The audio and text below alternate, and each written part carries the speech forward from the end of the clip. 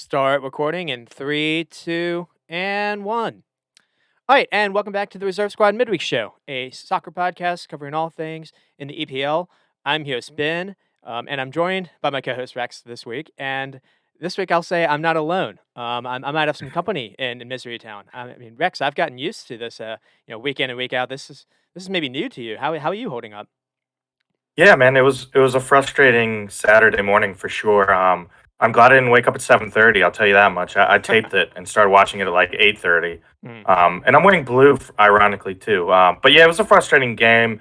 We'll get into it more, and I'll share with the audience some of my gripes from the game. And yeah, man, misery loves company. So I don't know. Hopefully, Liverpool and Arsenal can get a win this week.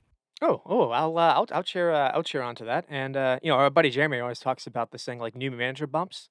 And I always Yeah. kind of side-eyed it, but man, yeah, that that result definitely maybe changed my mind a little bit. So Yeah, we'll kind of definitely. we'll kind of do what we normally do. We'll do a story of the week, and then just kind of basically run down all the games. For this one, I kind of went with a golf theme, which I think is kind of interesting. So in golf, there is on Saturday, for big tournaments, they call it like moving day. And so this week, I think it was maybe moving week for a couple of those teams at the bottom. One definitely being Everton. I think they actually moved out, and then by after Sunday, they were still, I think, like 17th. But Yeah. still, I mean that was a big 3 points. I mean Wolves helped themselves out as well, as did Forest. And frankly, I think maybe a sneaky one was Leicester, because Leicester haven't necessarily been flying since the 2023 calendar, and so that was a Yeah. big result for Rodgers.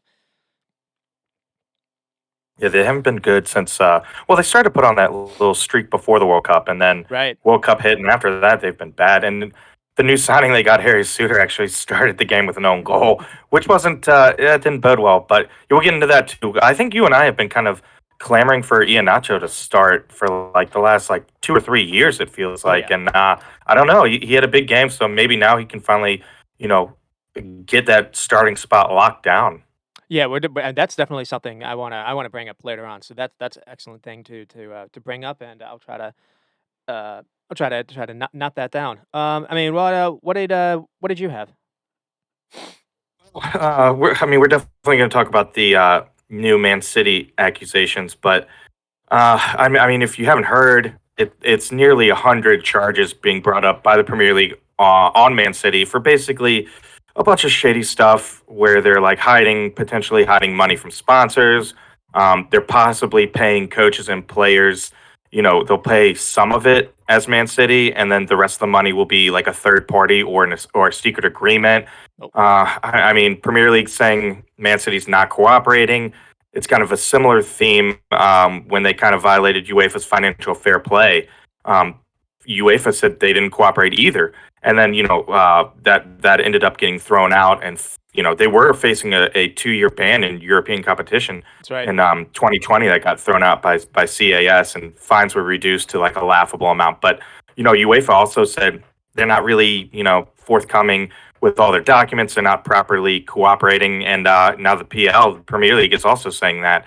But I mean, just an example, trying to make it less complex. But an example that I was reading about is they're being charged with, like, one example is in 2009, Roberto Mancini signs on to become the new Man City manager. This is about a year after Sheikh Mansour took After the over. takeover, yeah. Yeah, in '08. So anyway, he signs on. He makes 1.45 million from City to coach City, and then he got paid around $1 million on another check. And this one was to being a consultant with Al Jazeera, which ended up being 4 days. That's it, 4 days out of the calendar year, and he got paid about $1 million through that. And I mean, this one, I think they're just, it's kind of like the third party agreement where he's making more money from Al Jazeera, which, by the way, Al Jazeera is owned by a parent company that Sheikh Mansour is the chairman of. So Oh, more shady stuff there. But it's just another way to, like, kind of, they can hide that 1.2 million, extra salary. They can kind of hide it and say, oh, that's not for coaching. That's for being a consultant. And reality was, he was a consultant for 4 days out of the year and got paid, a million plus. So it seems like they're kind of trying to do that. They're trying to do it with players too. So like, a player would get half their money from Man City and then the other half might be like a third party member. I don't know. It's kind of shady. Um, I guess you'll talk about some of the punishments maybe. I think you're kind of with me where it's like we don't think the punishments will be that severe. Maybe fines. I mean, it would just be hard to see a points deduction. But I don't know. I don't know. It gets kind of it gets kind of murky because all this happened, only a few years ago with UEFA financial fair play, and nothing really came of that. They got fined a little bit. I mean, the fines got knocked down to a laughable amount for them, though. It was really nothing, and no bans or anything like that. So I don't know if you want to talk about the potential punishments because some of them could be quite severe. Well, they turned around and signed Holland after that, which is kind of No, funny. yeah, they'd never. Um, Yeah, and they remember they put him on like really an insane wage bill when like even a lot of people were kind of like, how are they getting away with this? I've even made a joke on here. I don't know if you remember it or not, where I basically talked about they make up sponsorship income. Like this has right. been known about for a long time because what they do is they juice their financials. That's why they don't attacked by financial fair play. But it definitely is. It is more than that. It's almost like financial doping, in a sense. But I think the main problem here is they can't. The Court of Arbitration, is that it? The CAS. Yeah. This isn't going to go to them this time. This is going to go. I think it goes to the English government. And the reason why this is an issue is right before this, they were going to issue out what's called white papers on a decision on whether or not there needs to be an independent governing body or independent regulator to look over this league because of some of the things that have happened. And so it's Mm. possible they'll want to try to make an example out of City. Now they've brought in Newcastle. Newcastle can do the same things, but so far they haven't. At least that we've seen. And we just saw what Chelsea just did. So if I was Man City, I would be a little bit worried that this could be something more than just a slap on the wrist like they've gotten away with. But again, it won't happen for a while. But another thing Yeah. too is if they are found guilty of this, I think I read that every single club that's been relegated since 2009 will have a legal case to make to bring against Mm. them as well. Huh. And because I mean, essentially this would be cheating. And that would be kind of where they would go with that. So, I mean, this is definitely opening up a big can of worms. Yeah. At the minimum, it's probably going to be a points deduction, if anything, whether or not that's this season or next season. Um, I mean that's probably the minimum that we are looking at.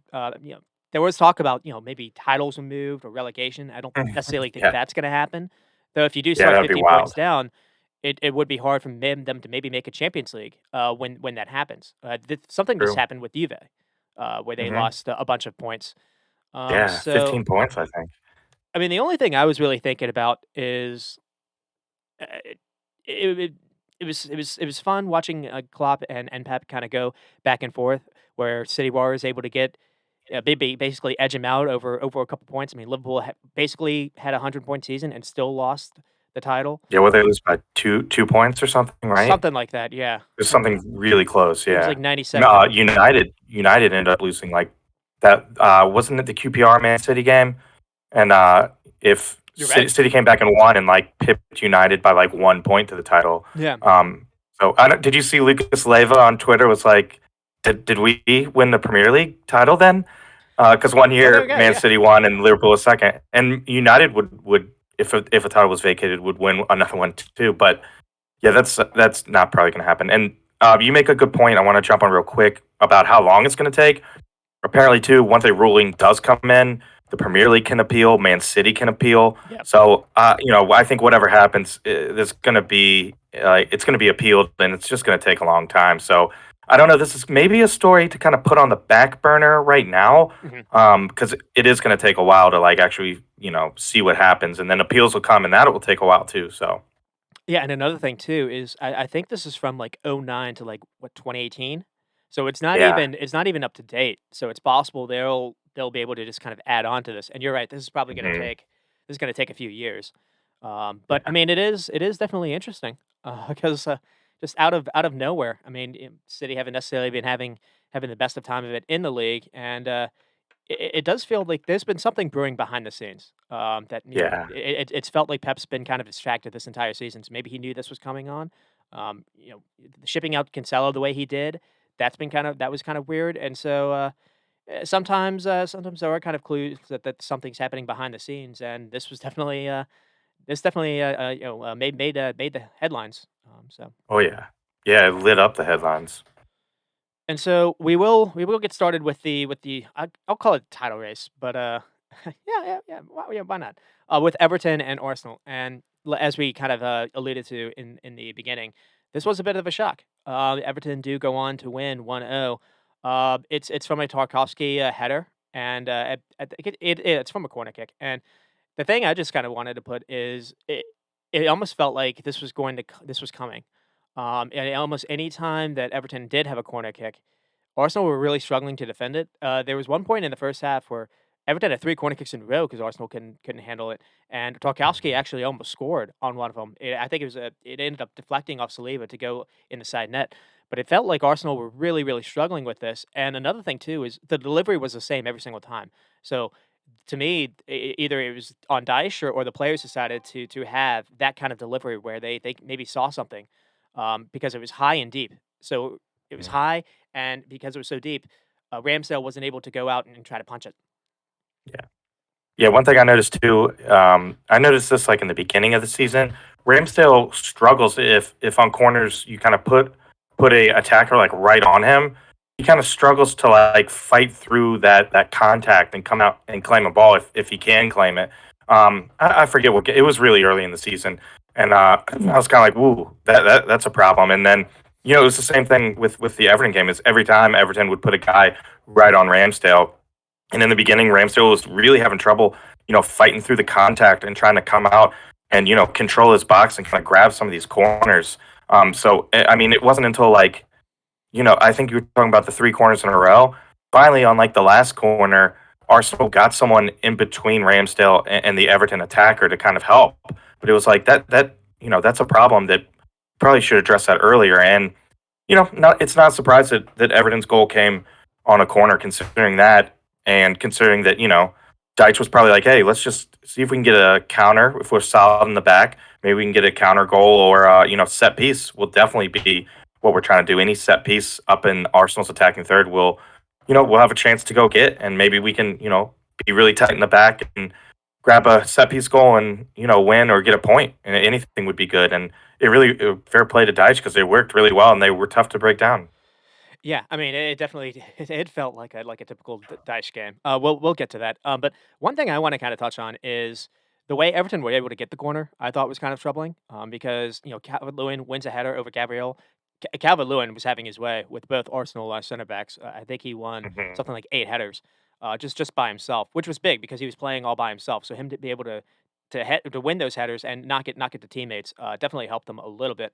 But no one was able to the ball got to Iwobi, and no one decided to get tight on him. So basically, it allowed Iwobi to creep all the way up, and then I think it's Coleman that makes an overlap run. So Zinchenko has to try to, manage or try to deal with that. And so until like Granit Xhaka actually runs over and tries to corner him down, but at that point you're already basically in the final third or close to the box. And so what Iwobi does is he just runs to the side and he knocks it out or kicks it off Xhaka for the corner kick. But it was just things like that, just not getting tight enough on and recognizing the danger. Because I mean, maybe it's easy to say or not, but again, Everton has shown they've been dangerous on corners every single time. I would have tried to prevent them from getting that close to even try a cross that would The corner in the first deflect place. out of bounds. Yeah.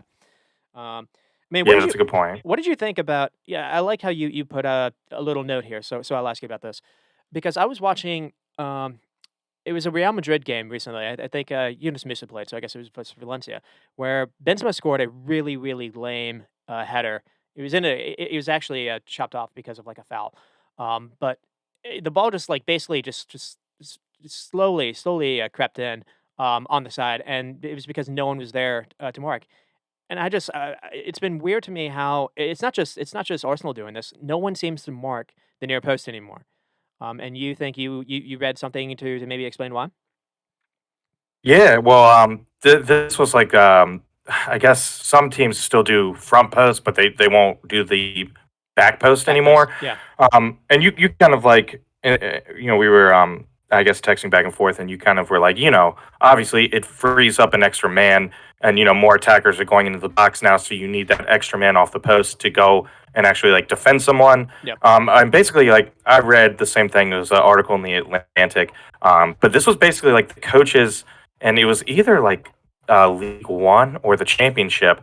They kind of all started collecting data on these corners, and they realized that most of the time, if a goal is scored on a corner, it's like the second or third like contact point. So like a defender might like misclear it, Mhm. or maybe an attacker gets a shot off, but it's blocked real quick, and then it's a second or third shot that actually goes in for a goal.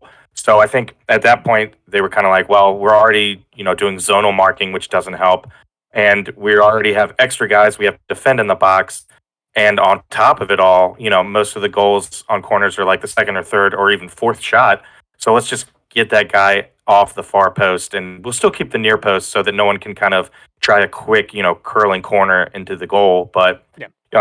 yeah, I don't know. It just seems like they just want that extra player in the mix. And like this article was from a couple years ago, like before they really even started doing it. So this is something that the coaches have been looking at data and stuff for several years, and now it's starting to evolve, which is great. I mean, maybe in the future, maybe even the near post will be gone, but I still like the near post guy there because the goalkeeper doesn't have to worry about Mhm. like a shot coming in from the corner at least. But yeah, I don't know. It's a little security with the back post guy as well, because I don't know about you, but I remember like a lot of times like the back post guy would clear shots off the line all the time. So Right. I don't know. We'll see, but it's interesting to see like why things evolve the way they do. And obviously soccer's getting very attacking, so I think it was just like, hey, we need that extra guy to mark an attack in the box. That's what I think. It's not just attacking. It does feel like soccer is getting to a point where just people like having a numbers advantage everywhere.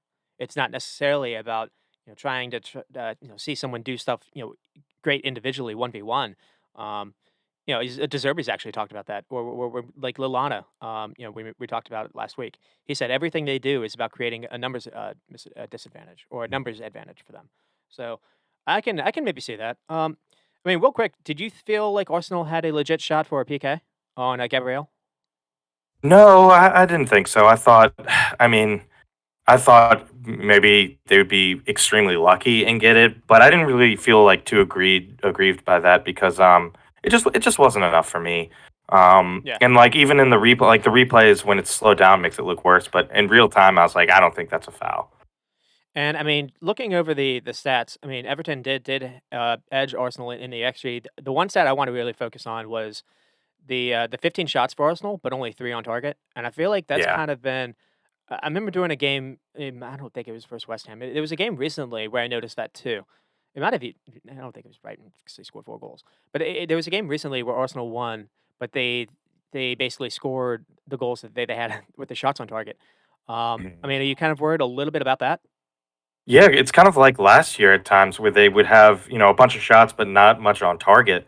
So yeah, I am kind of worried about that. Obviously, too, with just having Nketiah. So if Mhm. Nketiah's not having the best of games, there's no one like to really bring on for him. So you got to like kind of ride with him as your striker no matter what.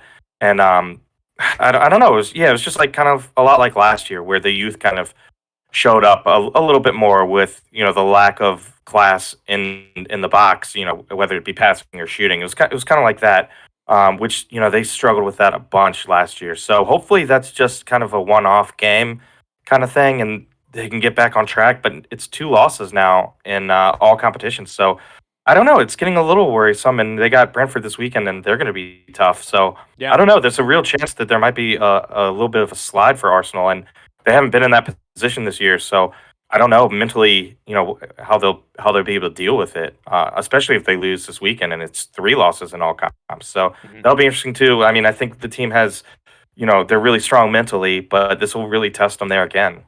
And that's where you understand why Arteta did it, and I feel like he played a relatively strong team versus Man City. But you do kind of, I mean, that's the reason why you sometimes hear about a lot of commentators say never play a weak team because you never want any kind of momentum to set in to go the other way.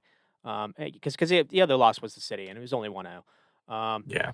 But this one was weird because it felt like Everton had the bigger chances, to be honest. I think, Onana crossed the ball in where Dominic Calvert-Lewin honestly should have had a tap in and just kinda missed it. There was another one when Neil crossed it in and Doucouré just missed a straight header, within, I don't know, 5 feet away from Ramsdale. Any kind of contact, Yeah. what he did is he glanced it out of bounds. Any kind of contact, I think that goes in. Mm. So it wasn't like a smash and grab, you could say. And one thing that was, yeah, Everton played a mid block, a 4-5-1 essentially. But another thing they didn't necessarily sit back. They did not just allow. I mean, Arsenal did have the majority of the ball, but they didn't allow them to have the ball without being pressured, and that was kind Mhm. of what I was surprised by. Yeah. Yeah, it was just, Dyche got stick for how he played with Burnley, but maybe he has better players. To be fair to him, and it seems they were going to play a little differently. Yeah, and you know, unlike Burnley, they can kind of really have, some good attacking players on the counter, especially if Dominic Calvert-Lewin is healthy. I mean, I think Yeah, this game he looked pretty good except for the finishing, and maybe that's just, rustiness. I would expect him to, like, fine-tune those things the more minutes he gets. So, yeah, I think unlike Burnley where, he could sit back and defend, but maybe some trouble, getting up the pitch and scoring. I think they're kind of well set up here to, defend well and counter. Awobi looked great. I mean, the midfield trio is strong and powerful too. yeah. If they look good, and then Dominic Calvert-Lewin, Damari Gray, they got some players still. I know we were really worried about them last week with losing Anthony Gordon, and not replacing him with anyone, but yeah, they do have some players. I think Deitch is the right man to kind of get him out of this jam. Maybe Burnley should have held on to him last year because they're in the championship now. But I don't know. Yeah, it was good, and Deitch's teams always play hard. Arteta kind of mentioned that in the pregame presser, Yeah, so I think Arteta was ready for this. And I know he's telling the players to be ready, but the players look kind of shocked by like the high press early on. Usually it's Arsenal doing that, and it was Everton from the start. And that's part of the reason why Odegaard had a bad game too. Everton did not let him have any time or space on the ball. right. Especially Onana was basically almost chasing him, which was interesting. And Xhaka didn't necessarily have the best go of it either. Yeah. We did finally see Arsenal bring on Jorginho to give him a debut in the second half. I mean, what did you? We talked about a little bit about him last week. What did you think of his debut? He looked a little lost, to be honest with you, but Yeah, I mean, it wasn't a lot of time for him to get in there. Like it was like 10 minutes maybe. But he looked a little lost. But for his first game with a new team, that's kind of to be expected. I think he will settle in nicely. But yeah, he was getting some stick on Twitter after this one. Just a couple misplaced passes. I think he ran into like one of his own players at one point when the guy was trying to pass it to like I forget who, but he ran into him. So he looked a little lost, a little out of sorts, but first game with a new team, and he's only been there like a week, so yeah. I was kind of expecting a little bit of that, and I think it'll get better as he gets a little bit more like training sessions in and more game minutes. I think he'll calm down nicely, but it wasn't the best 10 or 15 minutes for him. That's for sure. Well, it's also like you feel like you bring him in, he'll help you when it comes to build up, because he's really good in possession. Usually he's not really pressable. He doesn't really turn it over that much. But that's when like a team is actually really chasing Arsenal, not when Arsenal have to chase the game themselves. Uh, Yeah, One thing that I thought was interesting was he did do the sub that he's been doing lately. He took off Martinelli for Trossard. I kind of thought maybe it would have been interesting to kind of keep Martinelli on and maybe take Nketiah off instead because Trossard can play in the middle. I just feel like Nketiah was kind of struggling to kind of get into the game a little bit in yeah, this one. yeah, and that's the problem. Like I was talking about earlier, is he's the only striker. So Hmm. if he's not having a good game, or maybe you just want to like freshen things up, there's nothing you can really do unless you do kind of put, Trossard or Martinelli in there as like a false nine kind of guy. I think either one, Trossard or Martinelli, could be a false nine, and Arteta has some experience, I guess, with that at City. So I mean, I think I don't know, like knock on wood, but if Nketiah did get hurt, I think that would really be the only option that Arteta could do. And I guess that's part of the reason why they didn't recall Balogun from the loan because they're like, we don't. So I Well, was Jesus is getting back too, so but I was I think wondering they're about like, we'll that. just play a false nine.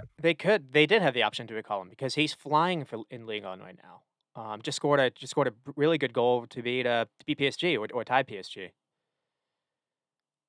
I think, yeah, Yeah. Oh, maybe. well, But he scored a goal yeah, versus he's got PSG. like 14 goals, He's and he's leading. leading Yeah. leading the Golden Boot, beating Mbappe. Mbappe's hurt right now, but yeah, I mean, I think they could have done it. I was kind of surprised, I guess, but yeah, I think Arteta's like, our emergency plan would be we play a midfielder as our false nine if something did happen to Nketiah.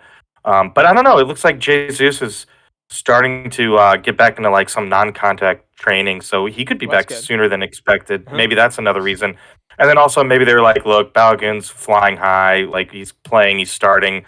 Let's not mess with that, I guess. Mhm. Yeah. But yeah, I mean, it's certainly a risk because Nketiah's your only guy. And gosh, if something happened to him, you'd be forced to play a false nine because there's no other strikers. Also, I feel like, you're getting close to getting Smith Rowe back. Now Yeah. he did return and play a game, and I guess he got injured again. But I think I saw Yeah. he's maybe gonna be fit at least for the bench for Brentford. And for people that maybe forget about him, I mean, that guy's got pretty quick feet himself, and he's got an eye for goal. So Yeah, I think he scored that can maybe be 10 an option 10 as goals well. last year. Yeah. Yeah, he scored a bunch last year, and he was like, at times, he was kind of like the hot guy on the bench to bring in and get a goal if you needed one late, which is kind of at this point. I mean, Trossard's like the only guy right now Yeah. with some people out. He's the only guy that you can really bring on and change the game offensively. Maybe, of course, yeah, like Nelson, Reese Nelson, Smith Rowe, some of the guys, Vieira maybe too. He could change the game maybe, but yeah, I mean, I don't know. Trossard looked pretty good when he was on, but like you And he had said, a Martinelli's good he too. had a You got to decent try to shot figure out that at maybe a way to least get them all scared on. Pickford. Mhm. Yeah. Yeah, and he was good. He was good against City too for the first half at least. He I had thought so like too. 2 shots on Yeah. target. Mhm. He faded a little bit in the second half, but Mhm. yeah, I mean that's a good option at least. And I don't know, maybe Nelson when he gets healthy, but definitely Smith Rowe is another option for attack, and that's what they need. They got some good defenders they can bring on, but they need some attackers that could change the game in the last like 20 minutes if you need something like that. It would have been perfect in this Everton game too.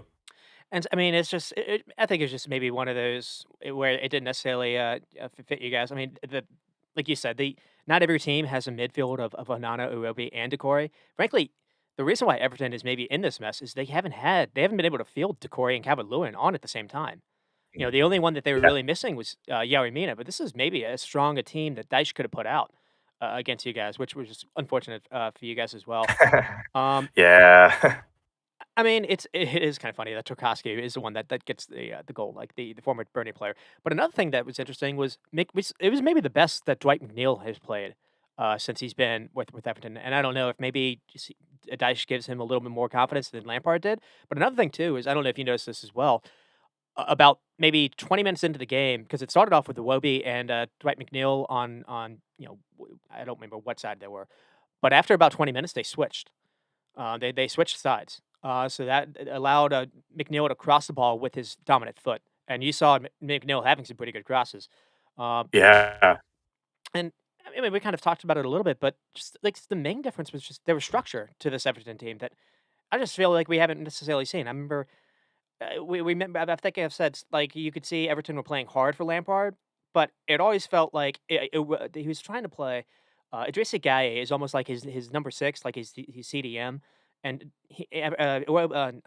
Gueye was making mistakes left and right. This time he had a pivot partner next to him. I mean that midfield was already it was very compact. They were good with that. I mean the only issue is they really didn't create an open play chance in the second half. Yeah, they had a couple where, like I mentioned, Decoria and Calvert Lewin having a chance, but they didn't make a ton of open play chances. You can't Yeah. necessarily rely on just winning with corner kicks, but it's the first against the first place team in the league. You can't necessarily fault their performance here. Oh, yeah, absolutely, and that's a little different that Dutch will do is I think unlike Frank was like, we gotta play, like, some pretty attacking football. I think Deitch is like, "Don't care about that. We gotta be organized in the back first and figure that out and just keep a clean sheet, and I don't care if we win ugly. I don't care if we tie 0-0. Mhm. It's a relegation battle. We need points. So I think that was a big difference in this one too. But yeah, I wonder, like you said, like is it sustainable? To play like this and get wins. I guess we'll find out because it's going to have to be if Everton want to stay up. Yeah, I mean, if anything happens to Calvert Lewin, I mean, the reason why Everton again are in this spot is he hasn't really been fit for a lot of the season. It's only Mhm. Maupay, really.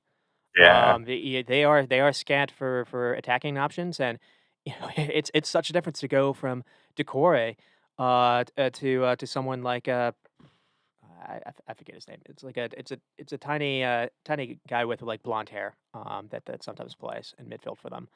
But he's like 5'8" compared to what Decore is. He's like 6'3". Um, yeah, they got some big guys. I mean, we'll move on to Man City and Spurs. This one again was maybe a bit of a shock, but maybe it shouldn't have been because it was at the new Spurs stadium where I don't know if Man City have actually won since Spurs have moved. If not, they certainly don't have a winning record. And the Mm. goal comes from Harry Kane, and a bit of a surprise because I think it's Rodri. Rodri has a horrid pass that either Betancourt or Hoiberg runs onto, and it's I think he's trying to pass it to Rico Lewis. We'll get into this. Rico Lewis, I just don't think has the physicality to play in the league at the minute, and because of what you've done with Cancelo, you almost force him this. Pep played Rico Lewis left back. We had been seeing him at right back, and it really didn't work. Rico Lewis just allows Betancourt or Hoiberg to win the ball off him, and then they pass it to Kane, who just slots it the opposite corner, and it was a big goal because not only did it give him the 1-0 lead. It allowed Kane to pass. Is it Jimmy Greaves Yeah, for the all-time scorer for Spurs, and I think it also got him into the 200 club for the Premier League.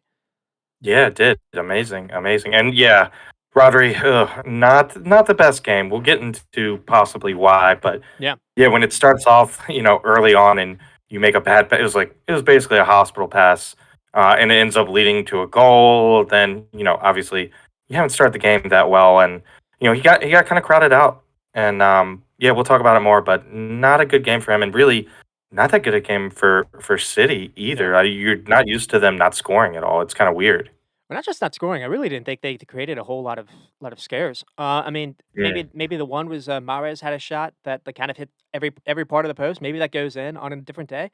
But again, that would have just been relying on Mahrez to come up with something brilliant. You didn't. Holland, I don't think had a shot at all in this game, or at least a shot on target. And when you look at mm, who the Spurs back line was, that was a bit of a surprise as well. I mean, with you look at the Man City lineup, I mean, there was a bit of a shock here because Pep kept Kevin De Bruyne healthy on the bench, Gundogan on the bench as well, and went with Mahrez, Alvarez, Bernardo, and Grealish, almost like a front four with Holland. But the way that he's playing the center back, so Walker, Akanji, and Ake, and the way he's playing Lewis again is more of a midfielder than necessarily the fullback, and so it's almost turning Grealish into a wing back in some respects. Like Grealish has to go back because Lewis, when he loses the ball or is out of position, he can't run there, and so they're really vulnerable on the wings now when they didn't necessarily used to be. And this is all mm. Pep's doing, and I'm curious if you have any ideas onto why Pep has decided to kind of change this. It's almost like he feels. I'll just kind of get my thought out there. It almost like he feels like he bringing Holland has made him so insecure that he doesn't think he misses not having an extra midfielder to control games. And so what he's doing is Yeah. he's trying to create that with Lewis because in the past, he was playing like Bernardo Silva or Foden. It's like a false nine. And when he would drop back into Mhm. midfield, teams were not able to get the ball because City always had an extra Right. man. Holland's Yeah. not offering that anymore. And so Pep, it almost seems like Pep is struggling to try to create that somewhere else. Yeah, I would completely agree. Yeah, that's definitely why. Now he loses that midfielder without the false nine, and they don't have the advantage in the middle of the park, which is what they thrived on. And also, we've touched on. Uh, I mean, besides like Mahrez, his wide players are not necessarily like super speedy like Sterling was. Yes. They're more like they're more possessors and good passers and good dribblers. So you lose a little bit of that like incisiveness with the speed down the flanks. I mean, well, Foden was sick, so he wasn't available in this one. And KDB health scratch on the bench. which is kind of weird too. I don't know if it was like a rest, but didn't he? I think he also didn't start a game a couple of games ago. Well, So I don't know if he maybe didn't start. Yeah, something's brewing there. he But didn't start first. The last time they played Spurs, I don't think. I don't think he actually played. I hmm, don't think he came off the bench either. Um, weird. I mean, I don't know. I'd be interested to see what's going on there because I've heard that maybe like De Bruyne has been in like a couple like verbal altercations in practice. Like he's getting frustrated. So I don't know. I wouldn't be surprised if something was bubbling there too, especially with what happened with Cancelo.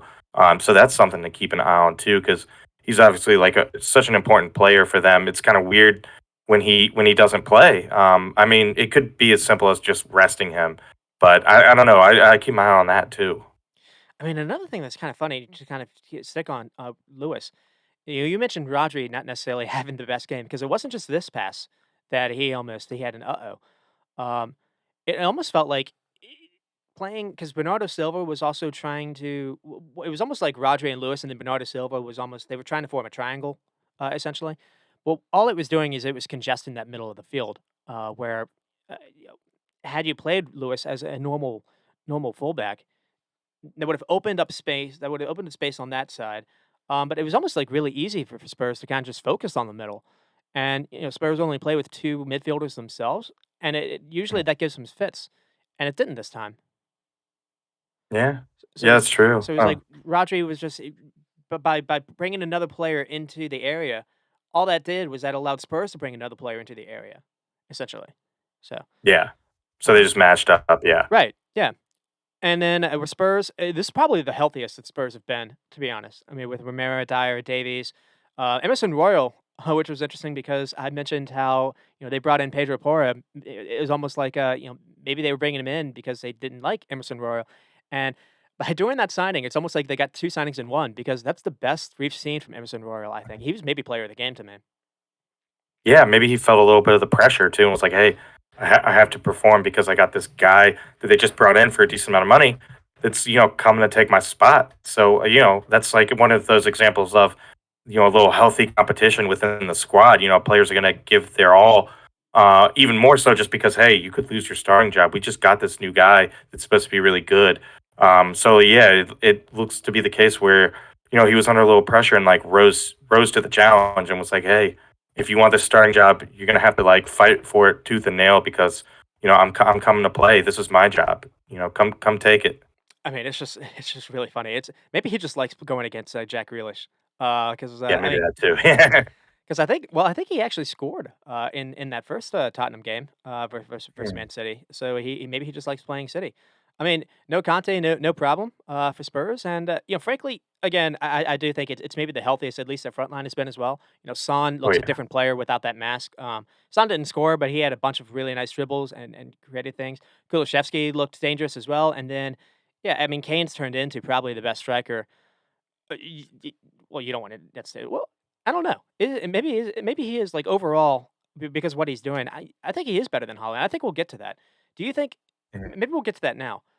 Do you think Man City made a mistake by either 'cause what 2 summers ago, it almost felt like Man City could have gotten, Kane had they Yeah, spent that 120 or whatever it was, $100 million dollars that they were asking for, because I mean, yeah, Haaland's got 25 goals, but Kane does the things that Pep wants his forward to do that Haaland doesn't.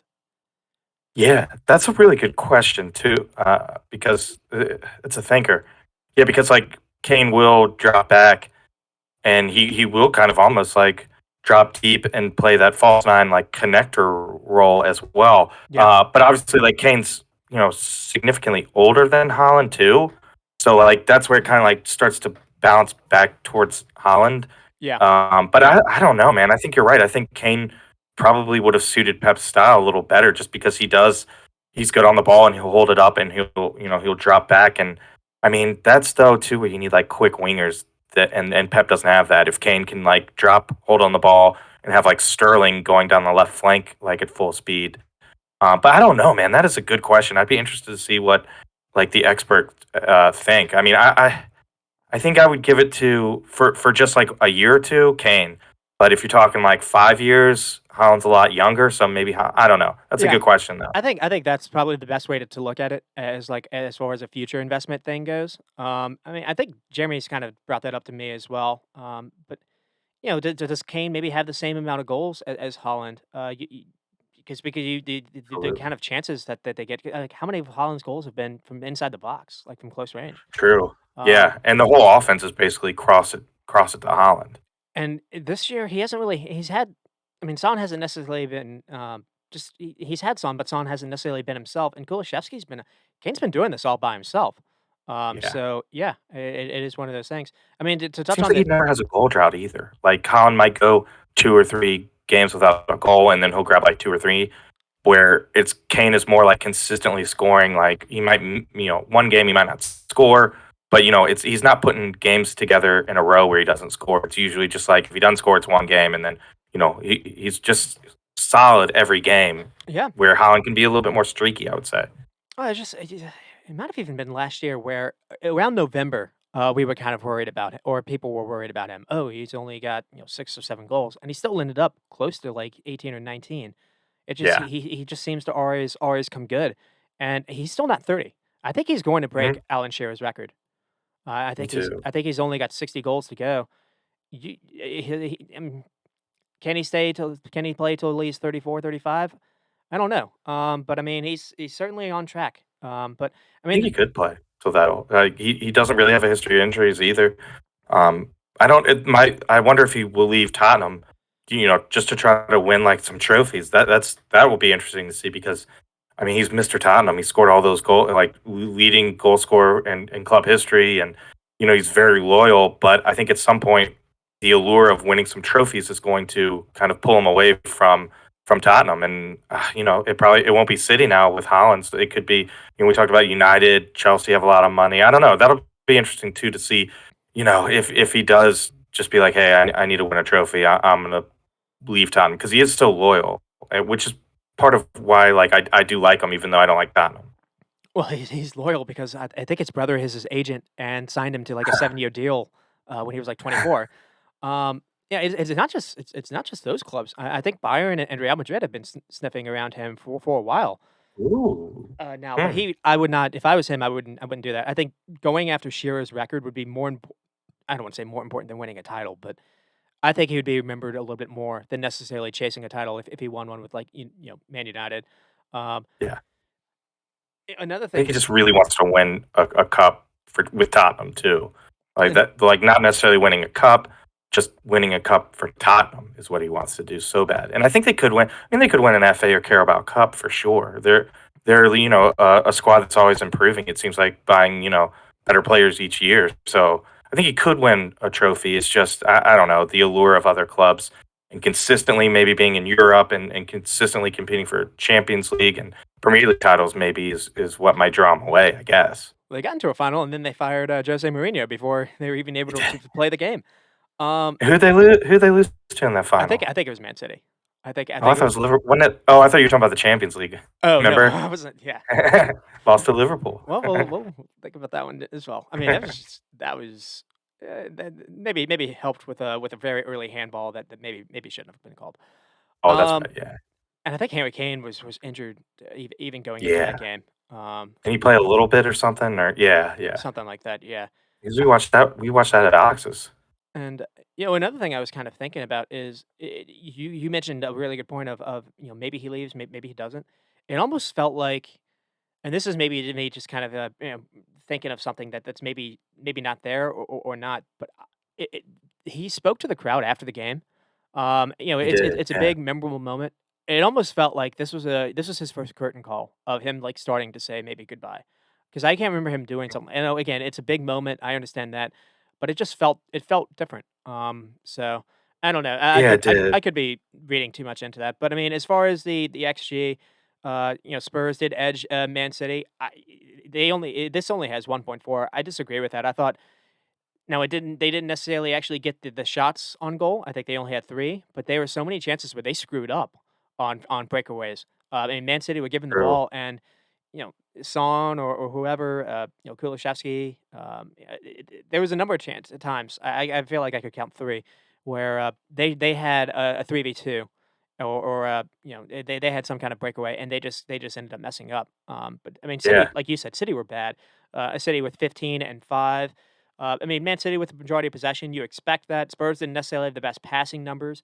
But the main thing is a lot of that City possession wasn't really in the Spurs, final third. It was kind of yeah, toothless possession, which has kind of yeah, been a problem with Pep sides of late. Um, I mean, we mentioned having no De Bruyne, but another thing too is no Stones, no Laporte, and Diaz. So Pep's playing with a different back line. He's playing with Akanji and yeah, Ake almost every single game now, and the yeah. and the introduction with Grealish almost every single game. It is a different Pep side than what we've seen in the past.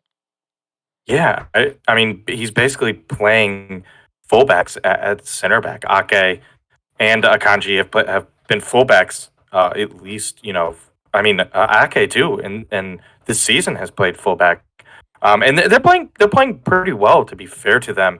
But Diaz is a really big player for them. I think they need him back, and just some depth. Stones was playing well too, so it's just it's a little bit of an issue now with the injuries, and Rico Lewis isn't terrible, but like you said, like he's not as good as Cancelo, so there's going to be some growing pains at least there too. So I don't know, man. It's just I think this one just kind of reaffirmed with me that maybe the tides are starting to change a little bit, and I don't know if gosh, I don't know if Pep needs to go or if Pep just needs to bring in some get rid of some players and just kind of mini overhaul the team maybe and get more hungry players in. But it seems kind of like the Mhm. tides are turning a little bit on Pep and City here, especially with this one. I don't know because like they had a lot of possession, but I don't know. They didn't look like themselves, and they haven't, for a couple games. Even if they do win, sometimes they just don't look like the City we're used to seeing. I agree. I mean, we've basically seen Pep basically abandon the 4-3-3 formation.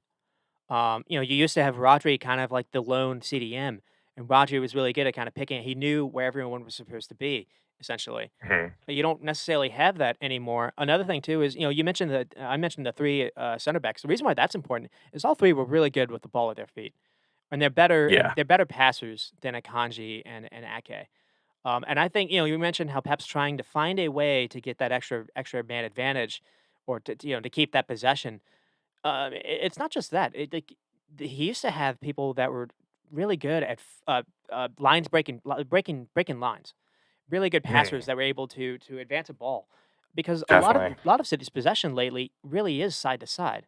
It's just not threatening. So it is interesting. It's not just like I don't necessarily want to compare the two sides. You kind of put out a note here, but it is both Pep both City and Liverpool aren't able to basically play the way that they've been able to play for the last 3 or 4, 5 seasons, essentially. Because I don't think Klopp's still trying to play the same formation, but he doesn't have the players to do it.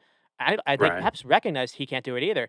Another thing that's noticeable, and I remember it first if it's a Newcastle game early in the season when he plays Kevin De Bruyne as a midfielder. Kevin De Bruyne basically tries to play in the center of the field now, and you understand because he's so good at trying to pick up passes and whatnot. But what that does is that Mhm. leaves your fullback really exposed in any kind of when City do lose the ball. So it's almost like Yeah. Pep is just losing some of these titles over the years. It's broken his brain to where he's so worried about transition attacks, where he's overthinking things again. And you think about how they're going to play in Champions League. They're going up against a Leipzig side that's really good on the break as well. So yeah, Yeah, they're flying at the moment. They're pretty. They're a pretty good team. So I don't know. It's going to be interesting. Yeah, it's weird because I mean, even like in the Arsenal game, they won, but it's still like it wasn't. It just wasn't that City we're used to, and yeah, yeah, there's a lot of different factors too. And I don't know. Maybe Pep's time is coming to a close here. It's kind of. I think we'll mention it later in the show, but it's kind of these high intensity coaches, they tend to like leave after like 5 or 6 years because I think you're the right. players just get kind of like burn out, Yeah, get tired of them. So I don't know if that's happening with Klopp and Pep at the moment. But it kind of feels that way. I don't know. We'll see. It's very interesting to look at their careers and how long they stayed at places And it really they don't. I mean, Klopp was at Mainz for a while, but Pep is, at most, I think he was at Barca for 6 years, and that includes a year at Barca B, Well, and then he speaking left. He was at Bayern for only yeah. 3. So Thinking, now that I'm thinking about it, I don't know if you know this or not. I feel like I should, but I don't. When Ibrahimovic was at Barca, was Pep the coach?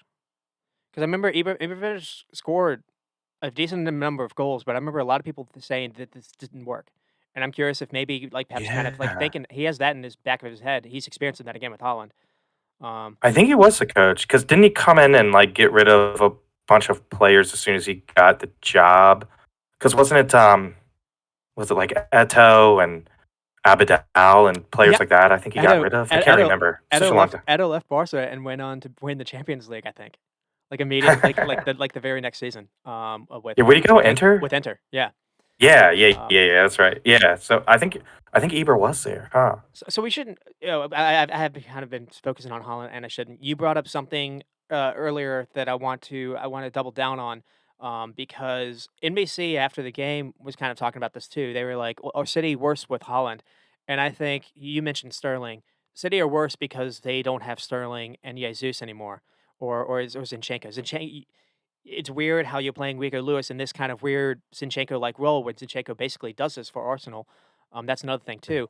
But you don't have traditional wingers. You don't have wide players. You don't have people that are good in 1v1s anymore. Yeah. So Yeah. It's weird. I think that's the bigger issue. It's not just necessarily Holland. It's Holland getting, it's putting Holland into a team that's already kind of City don't have really any way to attack you down the wide areas. And what's funny is you're playing with inverted wingers. So Grealish isn't going to run down the left side and get a cross off with his left foot, which Holland would probably prefer. Right. Grealish is going to cut Yeah. inside and True. do a harder cross for him. So Yeah. I think And Holland's it kind of struggling that way slows as up the well. play. It does. Yeah, it slows up Yes. the play like a tiny bit if you have to, like cut back and put it on your right. That's a good point. And I mean, they used to have Sterling. They used to have like Sane. They used to have like these fast, pacey wingers, and yeah, now they don't anymore. I mean, Jesus was a willing guy, a willing runner in behind lines too. So, Yep. yeah, I think that is part of the downfall for sure. And I really think that first half was just, it's wild how Bernardo Silva is kind of not having fun anytime he plays for City. But I just feel like you really see what happens when Kevin De Bruyne and Gundogan don't play. You see their importance because Gundogan's really good. He's almost like a mini striker. He's fantastic with kind of sensing where the ball's going to be. He just the ball seems to just find him in the box, and he's good at putting away chances. But Kevin De Bruyne Yeah. he's the only one that's trying to get the ball to Holland. It seems. It Mhm. just felt it felt like they didn't really just understand what was happening. Hmm. And yeah, it was the Saturday wasn't necessarily good for you guys, but I think Sunday was. So Yeah, yeah. Oh, yeah, definitely. It was weird to root for Tottenham for sure, but I'll take it. And yeah, I don't know. I mean, little present from the could they? London Yeah, rivals. yeah, because they could have closed the gap to 2 points, I think. So it's still at 5. So that's good. But United's coming up too now. I think isn't United like only 5 points out too? So it's still tight. It's a tight race. Yeah, actually, yeah, that's funny you mentioned that up. United can tie Man City, I think, if they beat Leeds today. Ooh, oh yeah, they're Um, playing today. Huh. so Interesting. it is that's still it is crazy how quickly that's happened. I mean, Jeremy Yeah, texted me during that Spurs game. He was like, "Yeah, Man City or maybe a fourth place team," which I was like, "Whoa, I wouldn't yeah, go that'd be I wouldn't go there." I mean, to kind of touch on Spurs, I think the main thing was just it was a clean game for them for both halves. We've crazy. seen them play well in second halves. We've basically seen them give up a goal or two in every first half going back to like I don't know November or October. And we mentioned how Royal maybe had his best game he's seen. I mean, what were your thoughts on Spurs?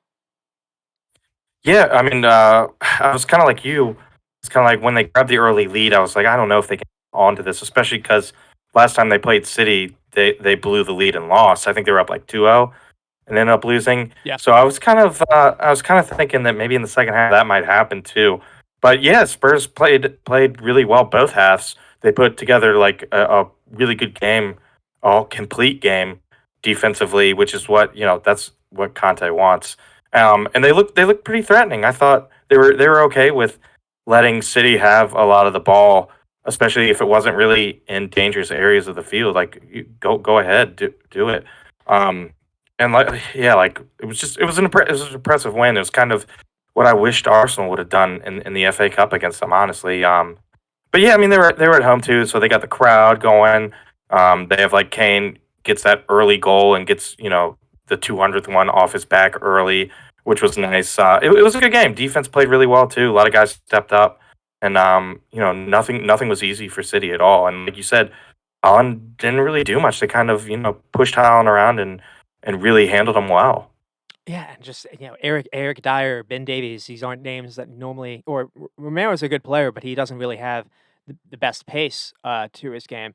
It was Mm, interesting, Man City weren't able to necessarily find Holland, trying to get a ball over the top, because one thing I definitely noticed is everyone was way more aggressive than they usually are at getting tight on Man City, not letting them turn.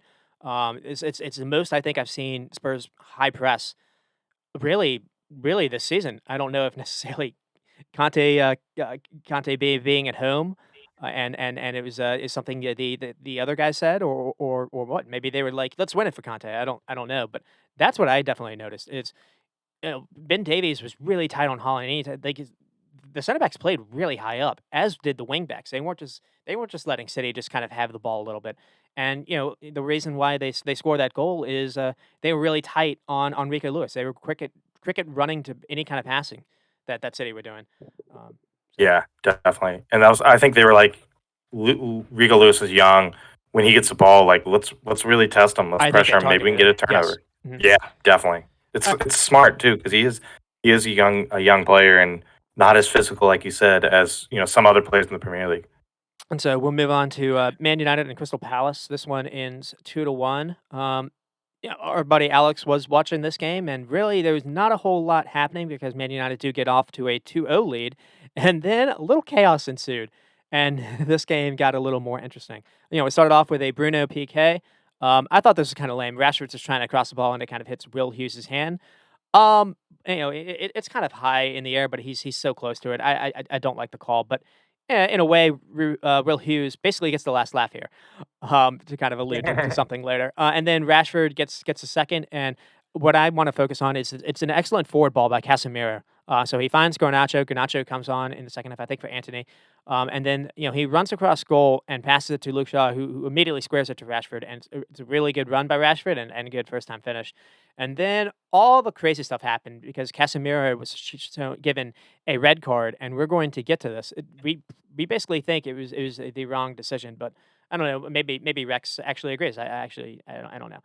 And then after Man United went down a man, that's when Palace really did start to give them a pretty good game. So they were able to get one with Schlupp. I mean, Decore tries a shot. I think it's off a corner kick. It's off target, but it goes to Schlupp, and he puts in the rebound. And then right at the end, Eze has a chance to maybe make it 2-2, and it's a really good stop by I think Martinez. Martinez like has a sliding challenge to kind of stop that. So Yeah. I mean, we'll kind of I guess we'll get started. This really was a big result for Man United. To be honest, I mean, obviously it's good to keep that momentum, but Palace actually did take a couple points off them last time they played. I don't, Michel Elise had a really good free kick that ended up basically stealing some points. And so, another Mhm. thing too is it almost feels like Casemiro maybe shouldn't play against Palace because in that game a couple weeks ago, Casemiro also had a really bad yellow card, and that's the reason why he missed the Arsenal game. And Mhm. so That's right. it's going to be interesting to see because I don't think they've decided not to appeal it. They're going to be without him for 3 games, and we Mhm. mentioned maybe Man United's in a title race without Casemiro. I don't know. Yeah, We're gonna and no see. Ericsson too. We're gonna have to see. Yeah, it's Yeah, gonna be interesting. Sabitzer's gonna have to come good for them quickly. I mean, Yeah. the shots were 14 and 5 on target, 10 and 3 for Palace, which is Palace did wake up a little bit in the second half, but really they were kind of dead until that red card that kind of helped them out. So I am a Mhm. little worried about Palace actually now. We did get to see a couple of their signings come on, like Okanga, and Amad Amadada, the other midfielder. So maybe that'll help them, but To focus on Man United, I mean, Rashford gets another. He's really on a good scoring streak, and again, they are only a couple points off City. So, I mean, what do you? Uh, actually, we'll get to the Casemiro red. I mean, did you think the ref made the right Mhm. call? Uh, yeah, I mean, like when you actually look at the whole incident, it's a little more like friendly than I guess like it sounds. Like it wasn't. I don't know. It just didn't feel like there's a lot of malice in it per se. But by like the laws of the game, putting your hands around the player's neck is violent conduct, and it's a red card and the 3 game suspension. So, like by the rules of the law, it was the right call. But Mhm. I don't know if there was much malice in it per se. I mean, he did put his hands around his throat, but it was more like I don't know, just trying to like push him away more, maybe. But by the laws of the game, it's a red card, so I think it was the right call. Even though it wasn't like I don't really think Casemiro like meant like he wasn't choking him or anything, but you still can't put your hands around another player's neck. So I think that's the problem. I think the angle that the ref saw, it did look like he was choking him. And Maybe. that's something that Alex brought up, as well, our buddy Alex, who's a Man United fan, because he was like, he ref only looked at one angle, and sometimes when refs does go to look at the video review, that is, you have to like kind of wait for them to switch angles. This happened in a Newcastle game recently, where they were trying Mm, to look at maybe if a PK should be called or not, and the ref basically he looked and saw the one angle and saw it a couple of times, and then right as he turned around, they showed a different angle that showed the call should have been either stood or reversed. And the same thing happened mm, here. When you look at one angle, it does look like he has his hands actually on the neck, and then you actually on the other angle, it really is his shirt. So mm. I mean, that's something that Yeah, maybe refs to kind of think about going forward, because it's not the first time that this has happened. Um, Another thing too is it's just kind of weird because it, this all happened retroactively. It's not like the ref like saw it the first time, and they only looked at Casemiro. Everyone was kind of doing stuff they shouldn't have been doing. yeah, So yeah, yeah, I just thought it was weird. And again, I mean, it doesn't hurt them this game, but it could. They have leads. They have leads into back to back games, which is kind of weird. So he's going to miss. Leads aren't necessarily in the best form. We don't. I don't think they have a manager right now. So maybe that'll yeah, help. But you're missing him for 3 games, and we've seen what happens when they don't have him for a game or two. It's a different yeah. team. Yeah, they need him, and then no Erickson either. So it's going to be like Fred and McTominay maybe, or they might just play Fred as the holding one. I don't know. That's going to be interesting today. What Ten Hag does. I don't know. It might just be Fred by himself. It'll probably be Fred and McTominay together. But yeah, there's definitely a drop off You there from McTominay to Casemiro. you don't think he'd try Sabitzer? Maybe in that pivot He role. could.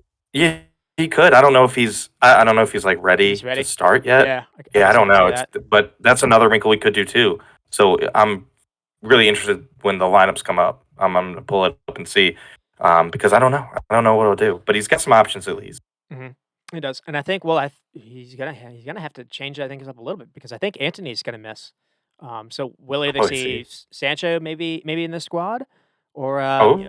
maybe he'll give Garnacho a start. But Leeds, that's a tricky, because you're playing them basically in two back to back games in the same week. Um, Yeah. so yeah, whatever you do versus them in the first game, they're gonna try to remember that.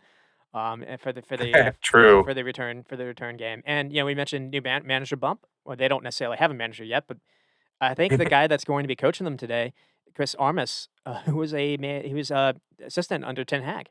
I mean, not under Really? Ralph Ragnick. When Huh. Ragnick was at United, so he is former United guy. Interesting. So Okay. Yeah, um, maybe he'll help. Yeah, maybe he'll give a little insight to like what United will try to do.